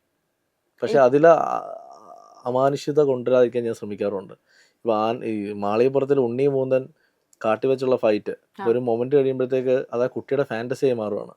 അവളുടെ കണ്ണിലാണ് അത് അയ്യപ്പൻ. അപ്പൊ നമുക്ക് സ്വാതന്ത്ര്യം കിട്ടി, ഇനി എന്തും കാണിക്കാം. കുട്ടിയാണല്ലോ കാണുന്നത്. അതിന് മുന്നേ ഉള്ള ഫൈറ്റ് ശ്രദ്ധിച്ചാൽ മതി, അതൊരു പോലീസ് ഓഫീസറിന്റെ ഫൈറ്റാ ആദ്യം കാണിക്കുന്നത്. ഉണ്ണി ഒരു പോലീസ് ഓഫീസർ ആണല്ലോ സിനിമയിൽ, അതൊരു പോലീസ് ഓഫീസറിന്റെ ഫൈറ്റ് ആണ്, ഒരു സാധാരണക്കാരന്റെ ഫൈറ്റാണ്. പക്ഷെ അയ്യപ്പൻ വരുമ്പോഴത്തേക്ക് അതിനെ ഒരു സൂപ്പർ നാച്ചുറൽ ഫൈറ്റാക്കി മാറ്റും എന്ന് പറയുന്നതേ ഉള്ളൂ. അപ്പോൾ അത് ഭയങ്കര ബുദ്ധിപൂർവ്വമാണ് ഞങ്ങളത് ചെയ്തത്. കാരണം ഉണ്ണിക്ക് ഫൈറ്റ് അറിയാലോ, ഉണ്ണിയുടെ ഫൈറ്റ് എന്ന് വെച്ചാൽ ഭയങ്കര ക്രേസാണ് ഉണ്ണിക്ക്. അപ്പോൾ അത് ഉണ്ണിക്ക് അതിനുള്ള സ്വാതന്ത്ര്യം കൊടുക്കാൻ ഏറ്റവും നല്ല വഴി അയ്യപ്പനാക്കി മാറ്റുക എന്നുള്ളതാണ്. പിന്നെ കുട്ടികളുടെ കണ്ണിലൂടെ അതാണ് ഒരുപാട് ഒരു കണക്റ്റഡ് ആയത്. എനിക്ക് ഓർമ്മയുണ്ട് കണ്ണൂരൊക്കെ തിയേറ്ററിൽ കാണാൻ പോകുമ്പോൾ ചെറിയ കുട്ടികളൊക്കെ അയ്യപ്പൻ വന്നു എന്ന് പറഞ്ഞിട്ട് ഞങ്ങളുടെ സൂപ്പർ ഹീറോ എന്നുള്ള അവസ്ഥയാണ്. ഞങ്ങൾ തുടക്കം തന്നെ എഴുതി കാണിക്കുന്നുണ്ടല്ലോ, അത് dedicated to our superhero എന്ന്, ഫോർ അവർ സൂപ്പർ ഹീറോ എന്ന് പറഞ്ഞാൽ അയ്യപ്പന്റെ ഫോട്ടോ കാണിക്കുന്നുണ്ട്. എനിക്ക് ചെറുപ്പം മുതലേ എൻ്റെ ഒരു സൂപ്പർ ഹീറോ ആണ് അയ്യപ്പൻ. ഞാൻ പത്താണ്ടക്കാരാണല്ലോ, ശബരിമല തൊട്ടടുത്ത്. എൻ്റെ സൂപ്പർ ഹീറോ അയ്യപ്പൻ. എനിക്ക് അങ്ങനെ കുറെ സൂപ്പർ ഹീറോസ് ഉണ്ട്. Heroes ഉണ്ട്. അതൊക്കെ ഞാൻ സ്ക്രിപ്റ്റ് പല പല കൊണ്ടുവരും. സിനിമകളിൽ നമ്മൾ ഉറപ്പായിട്ട് ഞാൻ കൊണ്ടുവരും. അതിനൊരു സീക്വൽ ഞാൻ പ്ലാൻ ചെയ്യുന്നുണ്ട്. അടിപൊളി. മാളികപ്പുറത്തിന്റെ ഒരു സീക്വൽ ഉണ്ട്. ഒരു സെക്കൻഡ് പാർട്ട് എന്തായാലും കാണും. അതിന്റെ ഒരു സീൻ ഓർഡർ കംപ്ലീറ്റ് ചെയ്ത് വെച്ച് ഞാൻ കഥ പറയുകയുണ്ടായി. അപ്പോൾ അതെല്ലാവർക്കും വർക്കായിട്ടുണ്ട്. ഓ അപ്പം ഇപ്പോഴത്തെ തിരക്ക് കഴിഞ്ഞ് എൻ്റെ ഒരു ഡെബ്യൂ ഡയറക്ഷനും ഉണ്ട്. അതും കഴിഞ്ഞിട്ട് ഞാൻ അതിലോട്ട് ഇന്നാവും. ഞാൻ ശരിക്കും ചോദിക്കാറുണ്ട്, ഇത്രയും ഡീറ്റെയിൽ ആയിട്ട് ഇപ്പൊ കഥ പറയാനറിയാം, ഓരോ ക്യാരക്ടേഴ്സ് എങ്ങനെയാണെന്നറിയാം, സ്ക്രിപ്റ്റിംഗ് അടിപൊളിയായിട്ട് ചെയ്യുന്നു, അങ്ങനത്തെ ഒരാൾക്ക് എന്തുകൊണ്ട് ഒരു ഡയറക്ഷൻ നോക്കിക്കൂടാ? ഇല്ല, ഡയറക്ഷൻ ഈ പറയുന്ന പോലെ എളുപ്പമുള്ളൊരു പണിയല്ല. അപ്പം അതിന് പഠിക്കണമായിരുന്നു. എനിക്ക് കൂടെ നിന്ന് ഓരോ ഡിപ്പാർട്ട്മെന്റ്, അപ്പോൾ അതിനാണ് ഞാൻ ഈ കഴിഞ്ഞ 5 സിനിമകളും നിന്ന് എൻ്റെ ഡയറക്ടേഴ്സിൻ്റെ ഒപ്പം ഞാൻ നിന്നിട്ടുണ്ട്. ലൊക്കേഷനിൽ ഒരു ദിവസം പോലും ഞാൻ പോകാതിരിക്കില്ല. ആണല്ലേ? ഞാൻ എല്ലാ ഡിപ്പാർട്ട്മെന്റിലും പോയി തലയിടാറുണ്ട്. ഒരു പ്രൊഡക്ഷനിൽ പോയി ഞാൻ തലയിടും, യൂണിറ്റിലെ ചേട്ടന്മാരോട് പോയിട്ട് ഇത് ചോദിച്ചു മനസ്സിലാക്കും, ക്യാമറ ടീമിൻ്റെ ഒപ്പം നിൽക്കും, എല്ലാ ഡിപ്പാർട്ട്മെന്റിലും പോയിട്ട് ഇതെന്താണ് ഇതിൻ്റെ പരിപാടികളെന്ന് പഠിച്ചുകൊണ്ടിരിക്കുക. സ്റ്റിൽ ഞാൻ പഠിച്ചുകൊണ്ടിരിക്കുക. അപ്പം ഇപ്പം ഞാൻ 2025 എൻ്റെ ഡെബ്യൂ ഡയറക്ഷൻ. അപ്പം ഞാൻ ഒരു പരിധി വരെ നമുക്കിത് ചെയ്യാൻ പറ്റും എന്നൊരു കോൺഫിഡൻസ് എനിക്ക് വന്നു. അതുകൊണ്ടാണ് ഞാൻ ധൈര്യമായിട്ട് ചെയ്യാൻ തീരുമാനിക്കുന്നത്. ഇതിന് മുന്നേ എനിക്ക് സെക്കൻഡ് മൂവി കഴിഞ്ഞപ്പോൾ തന്നെ എനിക്ക് ഓഫർ ഉണ്ടായിരുന്നു ഡയറക്ഷൻ ചെയ്യാനായിട്ട്. ഞാൻ പറഞ്ഞില്ല, ഇപ്പം ചെയ്യുന്നില്ല, കുറച്ച് കഴിയട്ടെ എന്ന് പറഞ്ഞിരിക്കുക. ഇപ്പം അതിനുള്ള റൈറ്റ് ടൈം ആണെന്ന് എനിക്ക് തോന്നിയോണ്ടാണ് പ്ലാനിങ് ഫോർ മൈ ഡയറക്ഷൻ. അത് മലയാളത്തിലാണ് ഇപ്പോൾ ഒരു പടം ഫൈനലായിരിക്കുന്നത്. ഒരു വലിയ പ്രോജക്റ്റാണ്. സെയിം ടൈമിൽ ഇപ്പം എനിക്ക് തമിഴിൽ നിന്നും ഒരു വലിയ പടം ഡെബ്യൂ ഡയറക്ഷൻ ചെയ്യാൻ വേണ്ടി വന്നിട്ടുണ്ട്, ഒരു സൂപ്പർ ഹീറോ തന്നെ. അപ്പം ഇതിലേതാണെന്നുള്ളത് ഫൈനലൈസ് ചെയ്യണം. ആദ്യം ചെയ്യേണ്ടത്. അപ്പം അതല്ലാതെ കമ്മിറ്റ് ചെയ്തേക്കുന്ന പടങ്ങൾ ഒരു 3 പടം എഴുതി തീർത്ത് കൊടുക്കാറുണ്ട്. അത് തീർത്ത് കൊടുത്തിട്ട് സമാധാനമായിട്ട് ഡയറക്ഷനിലോട്ട് പോകണം. ഇത് മറ്റേ അച്ഛൻ തോളില് പിടിച്ച് പറഞ്ഞ പോലെ തന്നെ ഇനി അങ്ങോട്ട് സിനിമകൾ വരും എന്നുള്ളത് വലിയൊരു ബ്ലെസ്സിങ് ആണ് തീർച്ചയായിട്ടും. അപ്പൊ എത്രമാത്രം ഇങ്ങനെ ബോക്സ് ഓഫീസ് ഹിറ്റ് അല്ലെങ്കിൽ ബോക്സ് ഓഫീസ് എന്നുള്ളത് ചേട്ടൻ എത്രമാത്രം ബാധിക്കാറുണ്ട് ഇങ്ങനെ? ഇല്ല, ബോക്സ് ഓഫീസ് ക്രേസ് ഒന്നും ഇല്ല. കാരണം നമ്മുടെ സിനിമകൾ ഫിനാൻഷ്യലി ഞാൻ ചെയ്ത ഒരു സിനിമയും പ്രൊഡ്യൂസർക്ക് നഷ്ടം വന്നിട്ടില്ല, ഫസ്റ്റ് ഓഫ് ഓൾ. രണ്ടാമത്തെ കാര്യം, ക്രിട്ടിക്കലി നമ്മളെ പറഞ്ഞ സിനിമകൾ പോലും തിയേറ്ററിൽ ആളുകൾ കണ്ട് നല്ലതേ പറഞ്ഞിട്ടുള്ളൂ. ഓക്കെ, അപ്പം ബോക്സ് ഓഫീസ് സംഭവിക്കാന്ന് പറയുന്നത് എപ്പോഴും സംഭവിക്കണമെന്നില്ല. ഇപ്പം മാളികപ്പുറം അതൊരു ബോക്സ് ഓഫീസ് ഹിറ്റാണ്. അത് ചിലപ്പോൾ ഇനി സംഭവിക്കണമെങ്കിൽ എൻ്റെ ഒരു അടുത്തൊരു 2-3 കഥകൾ കഴിഞ്ഞിട്ടാവാം, പറയാൻ പറ്റില്ല. പക്ഷെ സിനിമകൾ വിജയിപ്പിക്കാന്നുള്ളത് നമ്മുടെ ആവശ്യം. ബോക്സ് ഓഫീസോ കോടികളുടെ കിലുക്കോ എന്നൊക്കെ പറഞ്ഞാൽ അതൊക്കെ ഈ ടെക്നിക്കൽ ടേംസ് ഫോർ പ്രൊമോഷനാണ്, അല്ലാതെ വേറെ ഒന്നുമല്ല. നല്ല സിനിമ ചെയ്യുക, നമ്മളെ വിശ്വസിച്ച് പൈസ ഇറക്കുന്ന പ്രൊഡ്യൂസർക്ക് 1 രൂപയെങ്കിലും ലാഭം ഉണ്ടാക്കി കൊടുക്കുക. അതാണ് എൻ്റെ പോളിസി. അതുകൊണ്ട് തന്നെ ഞാനിങ്ങനെ വലിയ സ്കെയിൽ സിനിമകൾ ഇതുവരെ ഈ കഴിഞ്ഞ 5 പടങ്ങൾ നോക്കുവാണെങ്കിലും എൻ്റെ ബഡ്ജറ്റിങ് മാക്സിമം പോകുന്നത് ഒരു 7 രൂപ 8 രൂപ റേഞ്ചിലാണ് മാക്സിമം പോയിരിക്കുന്നത്. അത് ബ്രേക്ക് ചെയ്തിട്ട് ചെയ്യാൻ പോകുന്ന സിനിമയാണ് അടുത്തത്. അതായത് എൻ്റെ കരിയറിൽ എൻ്റെ സിനിമാ ജീവിതത്തിലെ ഏറ്റവും വലിയ പടമാണ് അടുത്തത്, സുമതിയോളം. അതൊരു ഹ്യൂജ് ബഡ്ജറ്റ് സിനിമയാണ്. അത് അത്രയും ഇൻവെസ്റ്റ് ചെയ്താൽ മാത്രമേ ആ കാലഘട്ടം റീക്രിയേറ്റ് ചെയ്ത് നമുക്ക് ഷൂട്ട് ചെയ്യാൻ പറ്റൂ. അതിനെ ഞങ്ങളെ വിശ്വസിച്ച് വന്നേക്കുന്ന ഒരു പ്രൊഡ്യൂസറുണ്ട്, സപ്പോർട്ടിങ് ടീംസ് ഉണ്ട്. അപ്പോൾ എല്ലാവരും വന്നപ്പോൾ we are ready to take the challenge. അതുകൊണ്ടാണ് ഞാൻ സുമതിയോളവിൻ്റെ ഏറ്റവും വലിയ ചലഞ്ച് എന്താ വെച്ചാൽ, അത് ഫസ്റ്റ് ഓഫ് ഓൾ അത് 2 കാലഘട്ടമാണ്. ഒന്ന് 60s ഉണ്ട്, 90s ഉണ്ട്. 90s എന്ന് പറയുന്നത് മണിച്ചിത്രത്താഴ് റിലീസായ സമയത്താണ് അതിൻ്റെ കഥ നടക്കുന്നത്. അപ്പോൾ അങ്ങനത്തെ കുറേ റീക്രിയേഷൻസ് ഉണ്ട്. അപ്പോൾ ഒരു ഗ്രാമം തന്നെ നമ്മളത് സെറ്റിട്ട്, ഇപ്പോൾ പാലക്കാട് എൻ്റെ സെറ്റ് വർക്ക് അടക്കുക സെറ്റിട്ടാണ് അത് ചെയ്യുന്നത്. അതേപോലെ തന്നെ 90 ദിവസത്തോളം നീണ്ടു നിൽക്കുന്ന വലിയ ഷെഡ്യൂളാണ് സിനിമ. 90 ദിവസം കൊണ്ട് തീരുമെന്നും തോന്നില്ല, ചിലപ്പോൾ അത് അതിൻ്റെ മുകളിലേക്ക് വരാം. അതിൽ തന്നെ ഒരു 60+ ഡേയ്സ് അല്ല, 60+ നൈറ്റ്സ് ആണ് ഷൂട്ട്. നൈറ്റ് തന്നെ അത് ഷൂട്ട് ചെയ്തേ പറ്റത്തുള്ളൂ. അതിൻ്റെ ക്യാമറാമാൻ രാക്ഷസിൻ്റെ ക്യാമറാമാനാണ് പുള്ളി. പെർഫെക്ഷൻ്റെ എക്സ്ട്രീം ലെവലാണ് പുള്ളി. നൈറ്റേ ഷൂട്ട് ചെയ്യത്തുള്ളൂ, ഡേ ഫോർ നൈറ്റ് ചെയ്യാൻ പുള്ളി സമ്മതിക്കില്ല. പുള്ളി പറഞ്ഞത് അതിൻ്റെ ഫീൽ കിട്ടണമെങ്കിൽ നൈറ്റ് തന്നെ ഷൂട്ട് ചെയ്യണം. അപ്പോൾ അത് ഫോറസ്റ്റ് സീക്വൻസ് ആണ്. കേരളത്തിൽ അതിൻ്റെ ലൊക്കേഷൻസ് പെർമിഷൻസ് വളരെ പാടാണ് ഈ ഫോറസ്റ്റ് രാത്രി ഷൂട്ട് ചെയ്യാൻ. കാരണം ആനയൊക്കെ ഇറങ്ങുന്ന സ്ഥലമാണ്, ഭയങ്കര ഇഷ്യൂ ആണ്. അപ്പോൾ ഇപ്പം ഞങ്ങൾ മെജോറിറ്റി പോർഷൻസ് ടൈം അഡ്ജസ്റ്റ് ചെയ്ത് ഷൂട്ട് ചെയ്തിട്ട് അതായത് മെയിൻ സീക്വൻസുകളൊക്കെ തന്നെ മറ്റൊരു ലൊക്കേഷൻ ആലോചിച്ചുകൊണ്ടിരിക്കുകയാണ്. മേ ബി അത് കേരളത്തിന് പുറത്താവാം, അല്ലെങ്കിൽ ശ്രീലങ്കയിലേക്കാവാം. അതിങ്ങനെ ഫൈനൽ ഡിസ്കഷൻസ് നടക്കുകയാണ്. അപ്പോൾ എന്തായാലും സുമതിയോളം ഒരു വിഷ്വൽ ട്രീറ്റ് ആയിരിക്കും. 100% തിയേറ്ററിൽ എൻ്റർടൈൻമെൻ്റ് ആയിരിക്കും ആ സിനിമ. ഒരുപാട് ആർട്ടിസ്റ്റുകൾ ജോയിൻ ചെയ്യുന്നുണ്ട് ആ പടത്തിൽ. ഞങ്ങളതിൻ്റെ ഒറിജിനൽ കാസ്റ്റിംഗ് ഒരു 1 വീക്കിനുള്ളിൽ പുറത്തു വിടും. അത് ലോട്ട് ഓഫ് യങ്സ്റ്റേഴ്സ് ഒരുമിക്കുന്ന സിനിമയായിരിക്കും. ഇപ്പോൾ മഞ്ഞുമൽ ബോയ്സിലൊക്കെ നമ്മൾ ഒരുപാട് യങ്സ്റ്റേഴ്സ് ഒരുമിച്ച സിനിമയാണ് എന്ന് പറയുന്ന പോലെയാണ് സുമതിയോളവിലും. ഏകദേശം മുഖ്യധാര ആർട്ടിസ്റ്റുകളെ നോക്കിയാൽ തന്നെ ഏകദേശം 20-25 മുഖ്യധാര ആർട്ടിസ്റ്റുകൾ കാണും. അതല്ലാതെ തന്നെ ഒരു 20 പുറത്ത് ന്യൂ ഫേസുകൾ ആ സിനിമയിൽ വരുന്നുണ്ട്. ഏകദേശം 5-6 നായികമാരുള്ള സിനിമയാണ്. കുറെ സർപ്രൈസ് എലമെന്റ്സ് ഉണ്ട്. സംഭവമാണ് വരുന്നത്, കാടിളകി വരുന്നുണ്ട് എന്നൊക്കെ പറഞ്ഞ അതെ. പോലെ. അത് ചലഞ്ചാണ്. ആ സിനിമ ഞങ്ങളെ സംബന്ധിച്ച് ഹൈ ചലഞ്ചാണ്. അതേപോലെ തന്നെ റിസ്ക് ആണ് ഞങ്ങൾ എടുക്കുന്നത്. ആ റിസ്ക് ഞങ്ങൾ എടുക്കുകയാണ്. അതെ. കാരണം ഞങ്ങൾ മാളികപ്പുറത്തിൽ ടീമിൽ നിന്ന് ആളുകൾ പ്രതീക്ഷിക്കുന്ന ഒരു സിനിമ ആ വലിപ്പത്തിലൊരു സിനിമ തന്നെ അടുത്ത്. അപ്പോൾ അത് ഉറപ്പായിട്ടും എത്തിയിരിക്കും. യെസ്. ഞാൻ അതിന്റെ ഇടയിൽ കൂടെ ഒരു കഥ കേട്ടിരുന്നു. ഉണ്ണി മുകുന്ദൻ മറ്റേ നോർത്ത് ഇന്ത്യൻ മിക്സ്ചർ എന്തോ തന്നിട്ട്, അത് ശരിക്കും അതെന്താ അത് സംഭവം? നടന്ന സംഭവം. അതായത് ഉണ്ണി ഞാൻ വന്ന സമയത്ത് 2 ഹോട്ടലാണ് ഞങ്ങൾ താമസിച്ചുകൊണ്ടിരുന്നത്. ആ. അപ്പം 3 ദിവസം. അതിനുശേഷം ഉണ്ണി ഞങ്ങൾ ഒരേ ഹോട്ടലായി. അപ്പോൾ ഞാൻ ഉണ്ണീനെ കാണാൻ ചെല്ലുമ്പം ഉണ്ണിയുടെ അമ്മ ഒറ്റപ്പാലത്ത് കുറേ സാധനങ്ങൾ കൊടുത്തു വിട്ടേക്കുക. ആ. അപ്പോൾ അതിൽ ഉണ്ണിക്ക് വളരെ ഇഷ്ടമുള്ള ഒരു നോർത്ത് ഇന്ത്യൻ മിക്സ്ചറാണ്. അപ്പോൾ ഉണ്ണി അതെടുത്ത് എൻ്റെ തന്നിട്ട് പറഞ്ഞു, എടാ ഇത് നീ കഴിച്ചോ എന്ന് പറഞ്ഞു. അപ്പോൾ ഞാൻ ഒരു അഭിമാനമായി, ഉണ്ണി മുകുന്ദൻ തന്നല്ലോ എന്ന് പറഞ്ഞിട്ട്. എനിക്ക് മിക്സ്ചർ അത് ഇഷ്ടമുള്ള ആളല്ല. അപ്പോൾ ഞാനിത് കൊണ്ട് റൂമിൽ വെച്ചു. വിഷ്ണു, അവിടെ ഡയറക്ടർ വിഷ്ണു തൊട്ട് പറഞ്ഞു, ചേട്ടാ നിങ്ങൾ, അപ്പോൾ അവൻ എന്നെ അറിയാം, മിക്സ്ചർ കഴിക്കില്ലല്ലോ, നീ എടുത്തോളാം, എനിക്ക് വേണ്ടാന്ന് പറഞ്ഞു. ഞാൻ ഇവൻ എടുത്തോണ്ട് രാത്രി കൊണ്ടുപോയി.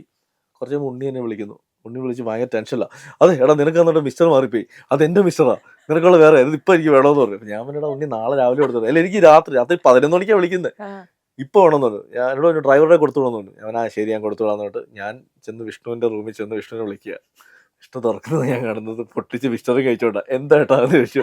എടാ നീ ഇത് പൊട്ടിച്ചോ, എന്ത് പറ്റി? ഞാൻ ഉണ്ണി ഇത് വേണമെന്ന് പറഞ്ഞിട്ട് ബഹളം. അപ്പം നോക്കുമ്പോൾ വിഷ്ണുവിൻ്റെ അമ്മ ഗൾഫിൽ നിന്ന് കൊടുത്തു വിട്ട കുറേ ബദാമും പിസ്തയൊക്കെ ഇതിനകത്ത് മിക്സ് ചെയ്ത് ഉണ്ണി വിഷ്ണു. അപ്പം ഞാൻ പറഞ്ഞു കുഴപ്പമില്ല എനിക്ക് താന്ന് പറഞ്ഞിട്ട് ഞാനിത് തിരിച്ച് പാക്ക് ചെയ്ത് ഡ്രൈവറുടെ കൊടുത്തു വിട്ടു. പിറ്റേ ദിവസം ഉണ്ണി വന്നിട്ട് എൻ്റെ അടുത്ത് പറഞ്ഞു, എടാ അതെ അവന്മാർ ചതിച്ചടാ, ഞാൻ ഉദ്ദേശിച്ച മിസ്റ്റർ അല്ല എന്നത്, അതിനകത്ത് കുറേ പിസ്തയും ബദാമും ഒക്കെ കിടപ്പുണ്ടായിരുന്നു, അതൊന്നും എൻ്റെ സ്റ്റൈലല്ലത്. അപ്പം ഞാൻ പറഞ്ഞു ആണോ? അപ്പം ഞാൻ വിഷ്ണുവിനെ നോക്കുക, വിണ്ടടുത്ത് ഷൂട്ടിങ് തുടങ്ങും. അത് ഇന്ന് അടുത്ത സമയത്താണ് ഞാൻ ഒരു ഇന്റർവ്യൂവിൽ അത് പറഞ്ഞിട്ട് അതെല്ലാവരും ഷെയർ ചെയ്തത്. ഒരു മിക്സർ കഥ. ഉണ്ണിക്ക് അടുത്ത സമയം വരെ അറിയില്ലായിരുന്നു ആ പിസ്തയും ബദാമും എവിടെ നിന്ന് വന്നതാണ്. ആണല്ലേ? ഉണ്ണി എനിക്ക് പറഞ്ഞില്ല, എനിക്ക് ഭയങ്കര ഇഷ്ടമുള്ള ഒരു നടനും അതിനേക്കാൾ ഉപരി ആസ് എ പേഴ്സണൽ ലൈഫിൽ ഉണ്ണി ഭയങ്കര ഒരു നല്ല ഫ്രണ്ടാണ്. അതായത് ഏത് സമയത്തും വിളിക്കാൻ സ്വാതന്ത്ര്യമുള്ള, അല്ലെ എന്ത് പ്രശ്നം ഉണ്ടായാലും വിളിച്ചിട്ട് അളിയാ ഒരു പ്രശ്നം ഉണ്ടെന്ന് പറഞ്ഞാൽ എടാ നീ പേടിക്കണ്ട 10 മിനിറ്റ് അത് ഞാൻ ക്ലിയർ ചെയ്താൽ എന്ന് പറയുന്ന ഒരു സുഹൃത്താണ്. ഞാൻ പറയല്ലേ നമ്മളെ ചേർത്ത് നിർത്തുന്നൊരു സുഹൃത്താണ്. ഞാനും ഉണ്ണിയും തമ്മിൽ ഞങ്ങൾക്ക് വേണമെങ്കിൽ അടുത്തൊരു പടം ഇമ്മീഡിയറ്റ് ചെയ്യാം. ഞാനും ഉണ്ണിയും കൂടെ തന്നെയാണ് ഇങ്ങനെ ഡിസ്കസ് ചെയ്ത് നമ്മളിനി ചെയ്യുന്ന പരിപാടി വേറെ ലെവലായിരിക്കണം എന്ന് പറഞ്ഞ് ഇങ്ങനെ തെന്നി പോകുന്നത്. അപ്പോൾ എൻ്റെ അടുത്ത് ഒരുപാട് ചോദിച്ചു, ചേട്ടാ ഉണ്ണി ചേട്ടൻ വെച്ചാൽ അടുത്ത മാസ് പടം ചെയ്യും. ഞാൻ പറഞ്ഞാൽ വരും, വെയിറ്റ് ചെയ്യും, ഞങ്ങൾ ഉണ്ണിയും ഞാനോട് ഒരു പടം വരും, അത് ഉറപ്പായിട്ടും ഞങ്ങളുടെ സിഗ്നേച്ചർ സിനിമയായിരിക്കും എന്ന് പറഞ്ഞിട്ട് ഇങ്ങനെ നിൽക്കുന്നുണ്ട്. അപ്പോൾ ഉണ്ണി ഈ പറയുന്ന പോലെ, അതേപോലെ അർജുന്, പിന്നെ ഇൻഡസ്ട്രിയിൽ ഞാൻ എല്ലാവരോട്ടും ഇങ്ങനെ സിനിമ ചെയ്തില്ലെങ്കിൽ പോലും ഞാൻ ഇവരോട്ടൊക്കെ കോൺടാക്ട് വെക്കുന്ന ആളാണ്. അപ്പോൾ ചാക്കോച്ചൻ ഞാൻ മിക്ക സമയം ചാറ്റ് ചെയ്യുന്ന ആളാണ്. ഞങ്ങൾ സിനിമയേക്കാൾ ഉപരി ഞങ്ങൾ ചിലപ്പോൾ നമ്മൾ വെറുതെ ആയിരിക്കും ചാക്കോച്ചന് മെസ്സേജ് കാണും, പിള്ളേച്ചാ എന്തുകൊണ്ട് വിശേഷം എന്ന് ചോദിച്ചിട്ട്. അത് സിനിമ ചോദിച്ചുകൊണ്ടല്ല. ഞാൻ പറയും സുഖം, നിങ്ങളെന്ത് തിരക്കില്ല മെസ്സേജ് അയക്കില്ലല്ലോ, വെറുതെ നിങ്ങളെ ഓർത്തു എന്ന് പറഞ്ഞായിരിക്കും. അങ്ങനെ ഒരുപാട്. ഇപ്പം ജയേട്ടൻ എപ്പോഴും വിളിച്ചിട്ട് എന്താടാ പരിപാടി, ഒന്നുമില്ല ഏട്ടാ ഇങ്ങനെ ഇരിക്കുന്നു. ഞാൻ ചോദിക്കും ചേട്ടാ അപ്പോൾ സിനിമ ചെയ്യണ്ടേ, നീ വാടാ നമുക്ക് എപ്പോഴും ചെയ്യാലോ. അപ്പോൾ ഈ ഒരു സ്വാതന്ത്ര്യം കിടപ്പുണ്ട്. നോക്കുക ഇവർക്കൊക്കെ വേണ്ടി സിനിമ ചെയ്യണം. പിന്നെ എൻ്റെ ഏറ്റവും വലിയ ഡ്രീം എന്ന് വെച്ചാൽ ലാലേട്ടൻ മമ്മൂക്ക പടം. ആ രണ്ടുപേരുടെയും കഥകൾ ഇങ്ങനെ പറഞ്ഞുകൊണ്ടിരിക്കുകയാണ്. ഇങ്ങനെ ഫൈനൽ സ്റ്റേജ് പൊയ്ക്കൊണ്ടിരിക്കുന്നു. നടക്കും. ആഗ്രഹങ്ങളാണ് ഇതെല്ലാം. തീർച്ചയായിട്ടും. അപ്പം ഇനിയുള്ള എന്താ പറയാ എല്ലാ ഡ്രീംസും എത്തിപ്പെടാൻ പറ്റട്ടെ, അതൊക്കെ എത്തിച്ചിട്ട് അവിടെ നിൽക്കുമ്പം അച്ഛനതുപോലെ തോളില് കൈവച്ച് നിൽക്കാൻ പറ്റട്ടെ. അപ്പം താങ്ക് യു സോ മച്ച് ചേട്ടാ for joining. Thank you very much. Radio മിർച്ചിയുടെ എല്ലാ ഓഡിയൻസിനും ഒരുപാട് താങ്ക്സ് പറയുകയാണ്. കാരണം ഒപ്പം ആനന്ദ് ശ്രീബാല കാണാത്തവർ തീർച്ചയായിട്ടും തിയേറ്ററിൽ പോയി കാണണം. തിയേറ്ററിൽ നല്ല രീതിയിൽ ഓടിക്കൊണ്ടിരിക്കുകയാണ്. അപ്പം നിങ്ങൾ വന്ന് കണ്ട് വിജയിപ്പിച്ചാൽ അടുത്ത സിനിമ ചെയ്യാൻ ഞങ്ങൾക്ക് കുറച്ചും കൂടെ മോട്ടിവേഷൻ കിട്ടും. പിന്നെ സുമതി വളവ് ഈ 30-ാം തീയതി ഷൂട്ട് തുടങ്ങുകയാണ്. ഒരു ലോങ് ഷെഡ്യൂളാണ്. അപ്പോൾ ഞങ്ങൾക്ക് വേണ്ടി പ്രാർത്ഥിക്കണം, ഈ വേറെ പ്രശ്നങ്ങളൊന്നും ഇല്ലാതെ പടം തീരാനും. പിന്നെ മെയിൽ ഞങ്ങളിത് തിയേറ്ററിൽ എത്തിച്ചു തരും. വെക്കേഷൻ ഇത്തവണ സുമതി വളവ് കാണും. അതെ, ഞങ്ങൾ വെയിറ്റിംഗ് ആണ്. Vijay waiting. Thank you very much.